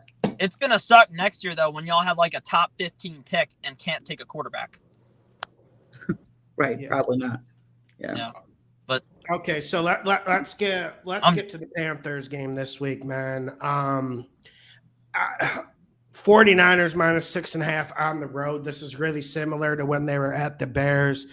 I let you guys just talk about it because this game is – I'm actually excited to see it. Let me throw up first, but I am on Carolina. To win or cover? Cover. Oh, okay. Well, I could see a situation where Carolina covers. To be honest, I think the strategy for the Panthers going into this game just needs to be throw the ball as minimal times as possible. Run the ball with McCaffrey, run the ball with Foreman every play if you need to, and just pray that McCaffrey breaks one. And then on defense, just get a turnover or two, keep the game close, hope you're stay on the field on offense, keep time possession, and just hope that you walk out of this game with a 10-9 win. That's the only scenario where I can see the Panthers winning. Because if Baker has to throw the ball, like if they try to come out and throw it on first down and play action on first down like they love to do for some reason, despite the fact that it never works, the Panthers are going to get blown out because the 49ers defense is probably the best in the league right now. So wait a minute. So answer me this. Is this Baker's last hurrah? Is this his last start? Arnold, first off, I just want to say, like, I want to get Sam Darnold back in there. Like, I'm sick of Baker Mayfield so bad. But, no, Darnold's not going to be back for at least another 2 weeks from what I've heard. So we're stuck with Baker for a little bit, unless we want to see PJ Walker, which we don't. So. Is that the kid they put in last year from the XFL or whatever? He can do some cool things, but he'll also, like, try to throw 2 pick sixes a game. So you got that going against you. But, yeah, Baker is just rough to watch, man. It's ugly. Like, the Panthers can't go 2 plays in a row without someone doing something wrong. Panthers have been a top 5 defense this year. I know no one's watched them. I've sat through every single game this year. They're a top 5 defense. I'm not saying they're going to finish that way, but when you get that good a defensive play in Tampa, they might be like, I mean, I'm sure there's 2 or 3 that you could probably put above them in terms of like talent and performance. But you look at what they've done like over the last 4 games with no help from their offense. Like they've been playing like a top 3 defense in the league. They've scored each of the last 2 weeks, against decent offenses, and the Panthers' own offense has just done everything they possibly can to shoot them in the foot at every opportunity. That's why I can't stand stat guys. Because they'll look at that Cardinals score and say, Panthers didn't play good defense. That's why I just can't stand the stat guys. They played great that game. Yeah. The Panthers defense, I think they were on the field for 13 out of 15 minutes in the third quarter. Oh, my God. And the game was still close going into the fourth. Like, the only time the Panthers defense really lets up is when they're completely out of gas, which is what we've started to see. Like, and you can watch the games, too. First half, they will be stacking the box. Nobody can run on them. Nobody. You get to the fourth quarter after they've been on the field for, over 70% of the game, and they can't stop a run on first down just because they're completely exhausted. Like, you can on the field for 80 snaps and be a great defense. So what's the deal with McCaffrey? Are they trying to keep him less overused? Is that the word, to keep him from getting hurt? I think it's more of Matt Rule being an idiot. They gave him 25 runs against you guys, which was the smart thing to do. And if you notice too, in that game, they also ran a lot of like outside zones and tosses and like runs to the perimeter where our tackles can be the lead blocker and where McCaffrey can get in space. Against the Cardinals, everything was up the middle, which is exactly what you don't want to do. And the Panthers only ran the ball like 8 times because of that. Each run was pretty much a failure from the snap. Like, it had no shot at working just because of the formations the Cardinals were employing and the types of runs the Panthers were running. But, yeah, I think if they actually – what? Oh, sorry to cut you off. I thought you finished. Like, I actually want to get in. Do you think Matt Rule's on the hot seat? Because, like, 3 or 4 people were talking about it. Sorry about that. The only reason he still has a job is because Tepper remembers how much criticism he got after he fired Rivera in the middle of the season. That's the only reason Rule still has a job. If this were the Tepper of like 2 or 3 years ago, Rule wouldn't have even like been a coach this year. He would have been fired already. So are you taking the Panthers to cover or no? I am. I have no faith in the Panthers offense to execute. And if you're on the field against the Niners, a team that can run the ball very well for over 70% of the game, you have no shot at covering. And, like, the Panthers' defense is great, but they can't hold out forever. And I think it's going to show this week. I got the Panthers losing, like, 20-9. Yeah. So let's get into – Lauren, you got a response? I'm on them to cover. I think it's more of a West Coast team going East Coast. I think they could probably hang in there with McCaffrey just because he is a dog. I mean, I don't care what defense you are. McCaffrey's badass. So, no. Huh? The Panthers won't use him. Here's the other thing that pissed me off too. So the thing, Lauren, you know this, but the thing that Christian McCaffrey does best for a running back is run routes out of the backfield. And the Panthers have not let him. They've been trying to use him too much as a blocker. They won't let him line up in the slot and run routes anymore. Like, pretty much, they're using McCaffrey in about the worst way they possibly can. Like, you could not be using him as a power back up the middle every play. Mike, every other year they've used him and put him on the shelf. So, I mean, you have to be a little more conservative with him. Well, you can be conservative, but you need to use him in ways where he's going to be used best, where he can utilize his skill set best. Running him up the middle against big-ass D tackles is not the way to do that. And DJ Moore is the other thing. DJ Moore has put up really good stats with some bad quarterbacks in his day. Kyle Allen, Teddy Bridgewater, Sam Darnold, PJ Walker, like whoever you want to throw in there. Baker Mayfield is the first one who's really had problems getting him involved. Yeah, thanks a lot, Baker. He's on like 2 of my fantasy leagues. Really appreciate that. And he's getting open. Like, he actually had a pretty decent game against Lattimore. I mean, not like the game Justin Jefferson had, but he certainly got open a good amount of times, and Baker just can't hit him. No, he's Robbie Anderson somehow is getting all the deep shots. And Dude, let me tell you, Sam Darnold will never get as applauded as he will when he comes out for the Panthers in a couple weeks. Do you think he'll fill the stadium? What? Will he fill the stadium? Oh, the stadium's been filled. It's been filled with booze the last 2 weeks. Well, they got the Baker boost that probably sold the tickets, but I think they're on blackout alert if you're in. Oh yeah, it might get bad in a few weeks, dude. You guys can look it up. There's like a 1:30 highlight reel of Panthers fans booing Baker Mayfield for the entire final stat pad drive of the game, and it's hilarious to watch.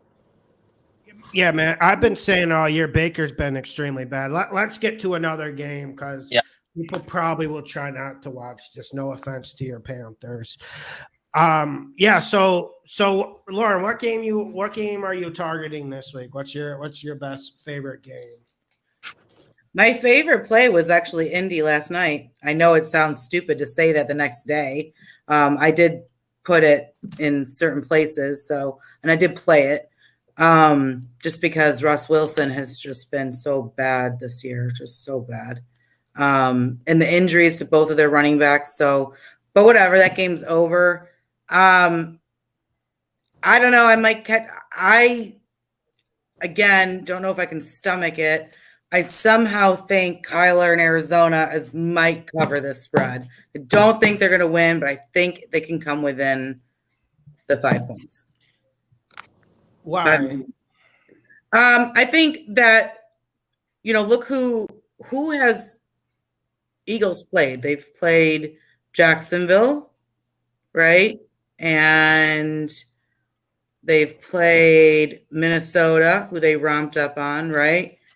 And I'm not saying Arizona's great. I mean, but I think this might be a little bit better of a test with, a really mobile quarterback. I think they might be able to keep it in. They might be able to keep it in there. It's a tough game, but I like the points. And even after 2 weeks ago, when I said I will never play Arizona again, when they gave me a heart attack against the Raiders, even though they covered, but they still gave me a heart attack.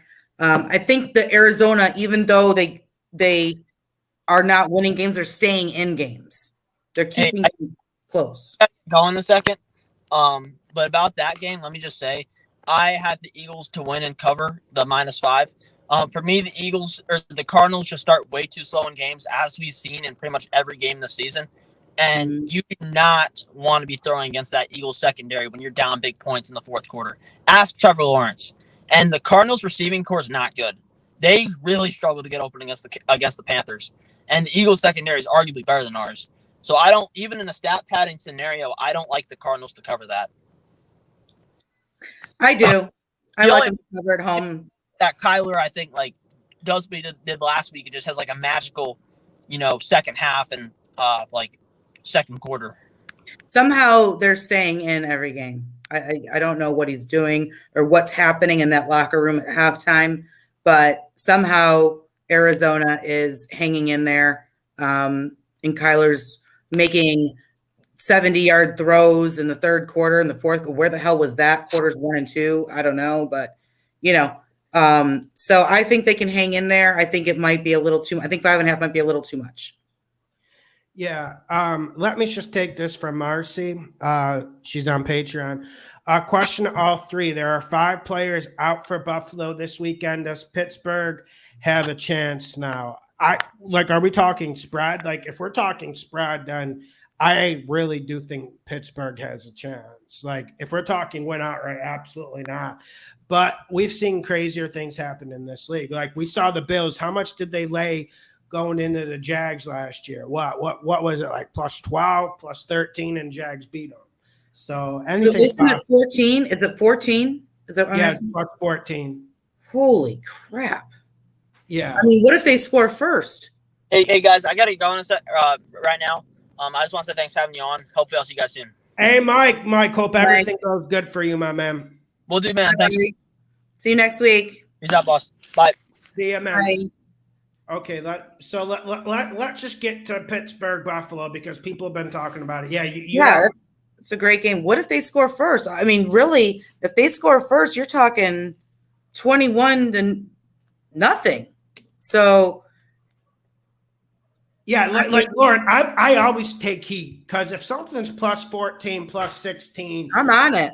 8 out of 10 times, I'm taking the plus 14, no matter how bad the team is, because it's the NFL. And these dudes, every single team's got talented players, and it's tough to pound the living hell out of a team like that.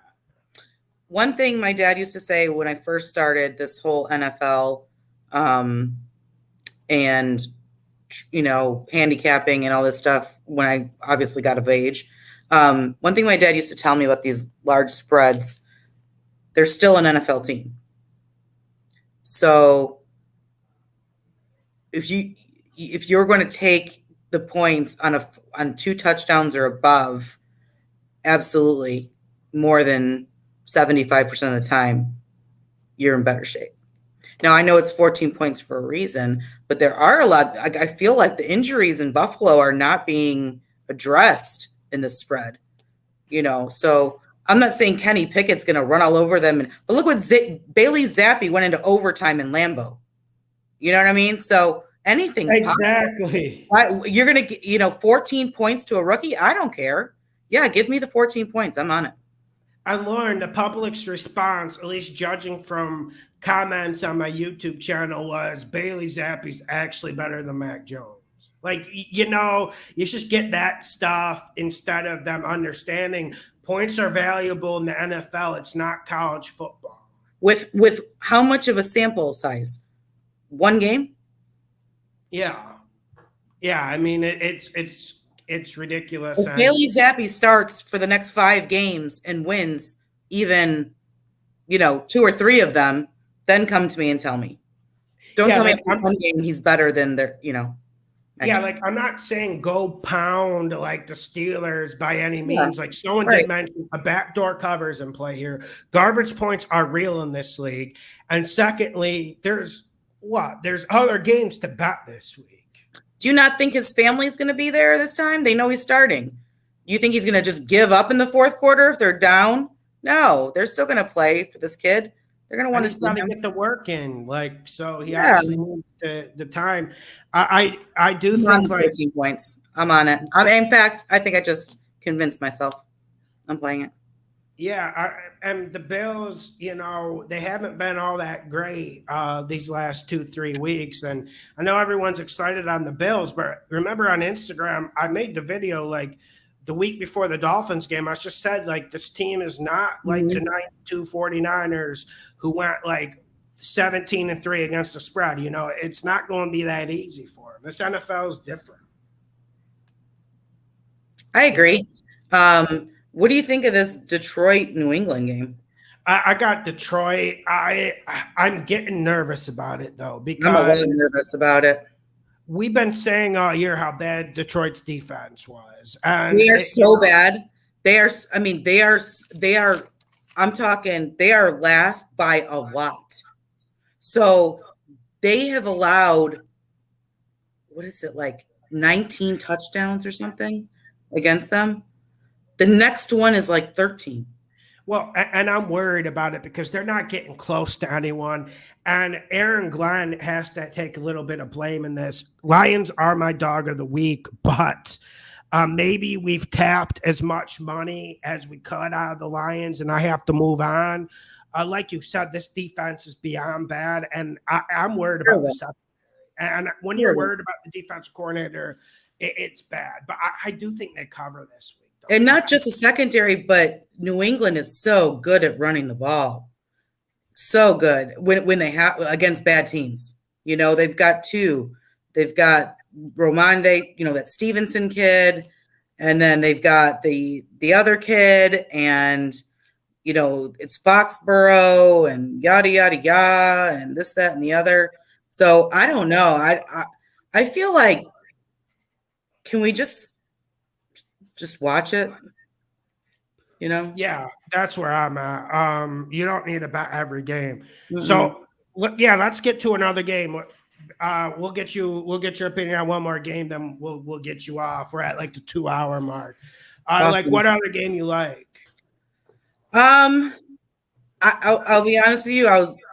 When it comes to the Cleveland and the Chargers, you know, I'm the biggest Justin Herbert fan out there, but it makes me nervous. I'm worried about their offensive line. Right. Now, is Myles Garrett going to play? I don't know after that accident. Let me go see what they designated him as today. And go on. So it makes me nervous. I don't know if Keenan Allen is playing or not, but it sounds like they're trying to get him to play. If they get him to play, I think it's a big difference maker. Huge difference maker. Because if it's one thing about Cleveland is, you know, they're allowing the deep shots. So yeah, Keenan Allen got ruled out today. Sorry to cut you off. Oh, did he? Okay. Yeah. So now I'm a little worried about the Chargers. But I do, you know, I'm a little worried about the Chargers, so it would make me almost want to go the other way if I had to. I will tell you, Mike, I asked a question on Patreon. I don't know if you addressed it or not, what you thought the score would be for Cincy Baltimore Sunday night, both sides. What do you think they're going to end at? Cincy Baltimore, let me think. I think it's going to be like 27-20. 27-20 Baltimore? Yeah. In that range. We'll see, though, because this Baltimore defense, Ravens might need to push this up to 30, which I think they can if they need to, but I think they're going to play better. What do you think? I think that the Lamar hate has got to stop, number one. He's having another MVP-like year. It's just not showing because they're losing at the end. You know what I mean? So you might as well. I mean, they're doing the same thing that the Raiders are doing. Yeah, and people like watching scoreboards. And you know, I listen. Let's get to something important. Let's just get to this game and finish with this game. Listen, you got on the Bengals last year at the right time, early, and you really do like the Bengals a little bit. I'm not saying that they're your favorite team, but you do like them. You do. I'm a Joey B fan. Is it just me, or is this Bengals team missing something? I think there's a lack of creativity on the offense. Mm-hmm. Defense really hasn't been tested this year. I just don't think they're as good as the record says. Listen, they beat the Jets. But honestly, I'm not trying to play hindsight is 2020. I'm not trying to change the goalpost. But if Tua stays in that game, the Dolphins would have beat them. And I'm not seeing enough out of Zach Taylor. I'm not seeing enough out of their offensive line getting a push for Joe Mixon. I'm worried about the Bengals, and I think people are really, really overrating them. And like you said, they're kind of shitting on the Ravens, which is understandable for blowing leads, but they're not understanding how much Lamar Jackson is balling.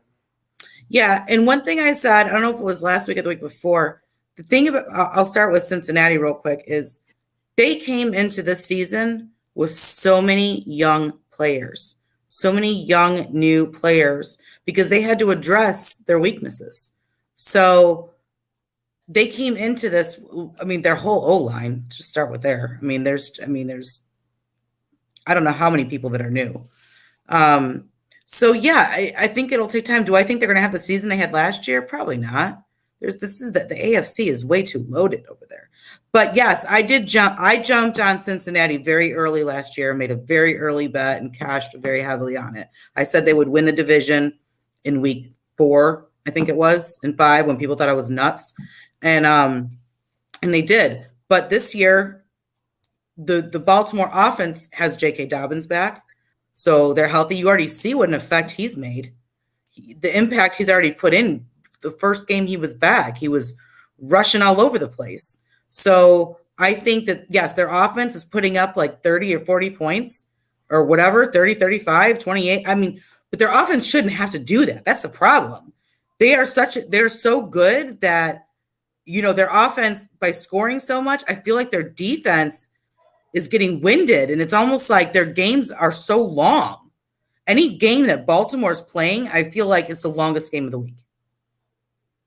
Yeah, man. And that's about where I'm at. And the defense at least showed signs of coming around for me last week. And listen, and these games are tough. Like, I understand people going with the Bengals, but the coaching decision that they made last week to not kick the field goal. I mean, let's just call a spade a spade. They could have gone into overtime, right?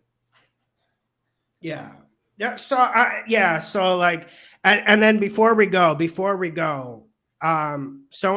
Kenny Dorsey wants to know, Lawson, are you going to take Lauren? Are you going to take Dallas +5? No, I am not. Gotcha. The reason, and I'll get you off. Gotta play some poker. Yeah, I do. I do play poker tonight. You all know that. I am not. I would like to take Dallas +5 because I like a strong team getting points, but the Rams just got embarrassed. And the Rams are in that like must-win situation too. So they're the returning Super Bowl champs. They're at home.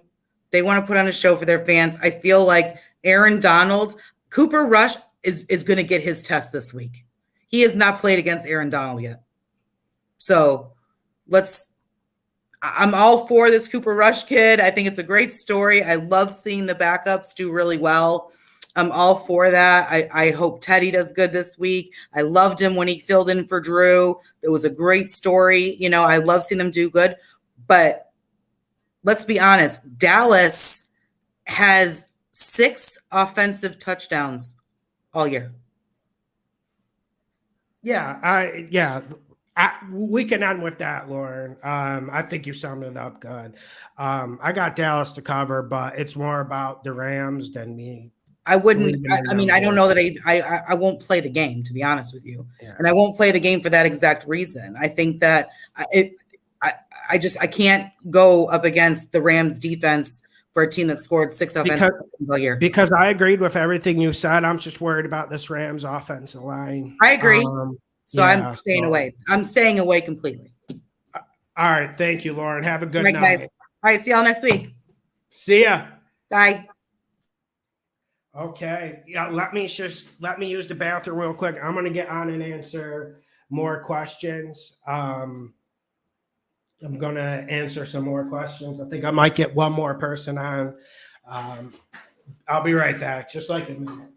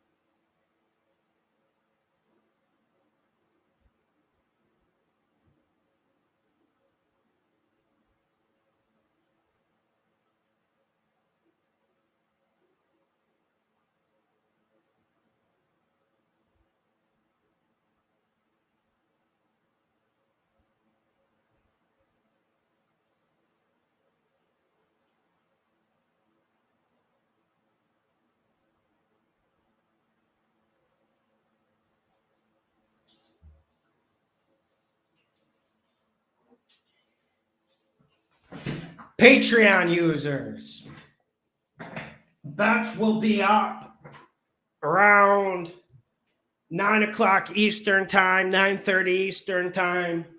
I have to go through these injury reports. I went through them earlier today.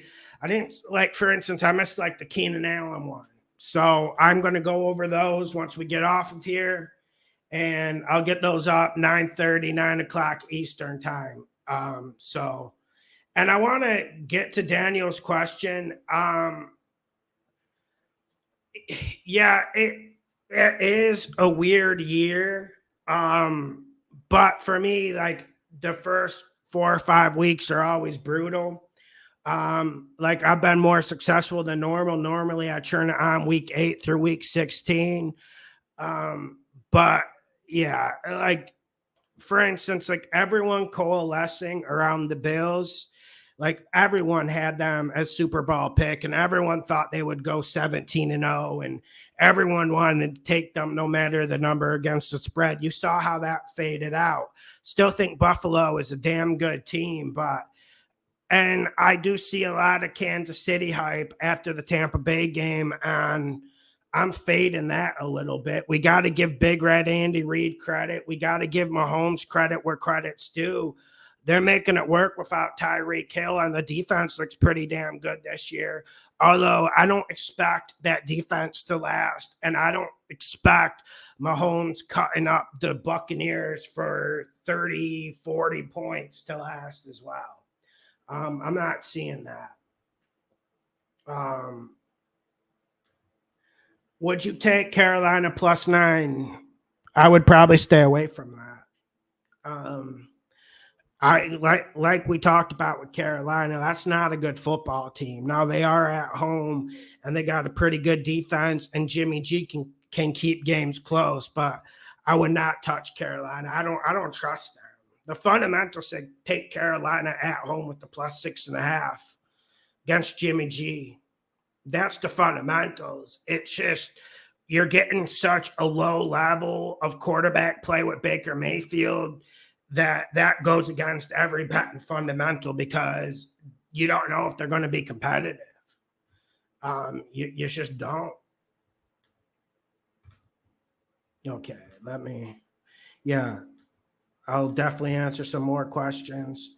I'll probably go another 20, 30 minutes. We'll see. Okay. Yeah, Frank, I liked the Jamal Williams anytime touchdown. I felt like that was a good one, and it doesn't seem like Swift's going to play this week, so that makes that even more alluring. Elvis, Raiders +7 is a crazy line, looking like Renfro will play too. Yeah. I still like the Raiders. Like, listen, I am a little bit scared of what the Chiefs did to the Bucs. But we were on the Raiders last week when everyone was on the Broncos, and sometimes it's good to be on your fucking island. So Joint Smoker, what's up, John Lawson? Do you still have that dude on Carolina in the show? Haven't seen him in a while. He was on earlier today. He got like a new job, so he's been like, they've been working him like crazy, but he was on earlier today. So we talked about Carolina. I think it was about like 30, 40 minutes ago. So you can go check that out. Poor boy, 102, October, November is the time to lay lumber. I agree. Mostly November to December. October can still be pretty crazy, but I like where we're at this far. I have no complaints. No complaints at all. 3PH, the movement. What you think about the Seahawks money line, my boy? Hey, man, what's up? I liked it, man. And it's a gamble, of course, because the Seahawks have their issues, but I still like it. I would not bet it. I would probably go Seahawks against the spread if I were to touch that game. But yeah, Seahawks should keep that close. Yeah, Kyle, I haven't just I've been talking about the Ravens all day. My opinion hasn't changed. Like my opinion hasn't changed on the Ravens at all. Like I think they're going to play good, and I think the Bengals are not as good as people are saying. I'm going to get Ryan on here. What's up, Ryan? Long time no see, man. What's up? I Yeah, see man. you How's it going? as always, crushing it. So well done on your picks, man. But Oh, thank you, yeah, man. Thank you. yeah, it's back to the games again. I've been following the football, the soccer on Brazil too. I see your Fortaleza is playing better now. Yeah, they coming. Yeah, back. man. I was worried about them getting relegated, but they finally started playing better. Although lost a lot of people a lot of money earlier. Yeah. Oh my God. Talk about that. They lost a lot. I want your opinion, John, on a quick 2 or 3 points, man. Just playing a little bit of devil's advocate here, okay? Because I heard Lauren said, yeah, Lamar Jackson is getting a lot of hate. I haven't heard that. I heard a lot of praise for Lamar, MVP, a lot of people just speaking really good of him this season so far. But my question is, if he plays, if he's on the, in the end zone, there's a little bit of time left to go. The guys are getting paid millions. The same go for Russell Wilson. These guys, should they be held accountable if they cannot win a game in this situation, being paid millions and millions and millions? Or would you say it falls more on the coaching staff? Are we talking specifically about Russell Wilson? Well, also Lamar, because the last game when they had that chance against the Bills, the last pass, the fourth down, didn't kick the field goal. I mean, what would you say? Listen, I wasn't going to go in on Harbaugh for not kicking that field goal, but the play calling was kind of predictable. And then when Lamar's in the red zone, he doesn't have as much space to run around. Right. So that limits his game. But listen, I don't think any of that's been Lamar Jackson's fault. Although, you look at Miami and you could say, bro, he left 3-4 possessions on the table. But once Miami jumped ahead, he came back down. But Russell Wilson's, I wouldn't blame Nathaniel Hackett. It's been popular to blame Nathaniel Hackett the last 3 weeks. Yeah, I think people finally woke up and said maybe this isn't all him. Yeah, I mean, I think they should have got in there yesterday, and I know the Cooper Rush story is going on, so I just want your personal opinion. If he goes 5-0 this weekend, okay, what would you say? I mean, would you give him a little bit more credit, or do you think he could be, I don't know, just better than Dak maybe in this season, or just? Bro, yeah, man, we'll have to see. But what he's doing, it's not anything too special. He hasn't been asked to win a game. They've been running it good, which you got to give him credit for not turning it over. But I don't think he's done anything special. And with Cooper Rush, all he could do is control what he put out on film. But my whole point was the Cowboys pretty much left him out the pasture 2 times. They left him on the practice squad, and any team could have claimed him. It was 2 times in the last 3 years. So that's where I'm at on it. And he was behind Andy Dalton, which is troublesome for me. I mean, but people get better. I just don't think he's all that good, and he's dumping it. He's dumping it down. Looks like the Cowboys are putting in the effort, though. I mean, they're playing really well, as a team. So yeah, I just think it's going to be an interesting game to see what he's going to do this weekend and next weekend if they don't bring Dak in next weekend, or maybe against the Rams. Well, they shouldn't be bringing Dak back that quick, because what was it? We were here in week 8 before. They should let that injury play out. And Dak Prescott really is I get the Cooper Rush hype, because Dak Prescott, he could be in the realm of someone like Russell Wilson. At this point. This is what I'm seeing. This is exactly what I'm seeing. Dak is just not impressed me at all. I mean, what did he put on? 3 points the last game that he played, the game prior to the one of that where he got injured and stuff like this. I'm just not a Dak Prescott fan. Anyway, for this week, I like the Ravens and I like the Chargers. Those two just kind of stand out a little bit for me. I think the Chargers are coming back. Do you think the Chargers is legit? Just your opinion. I mean, if you look longer term too.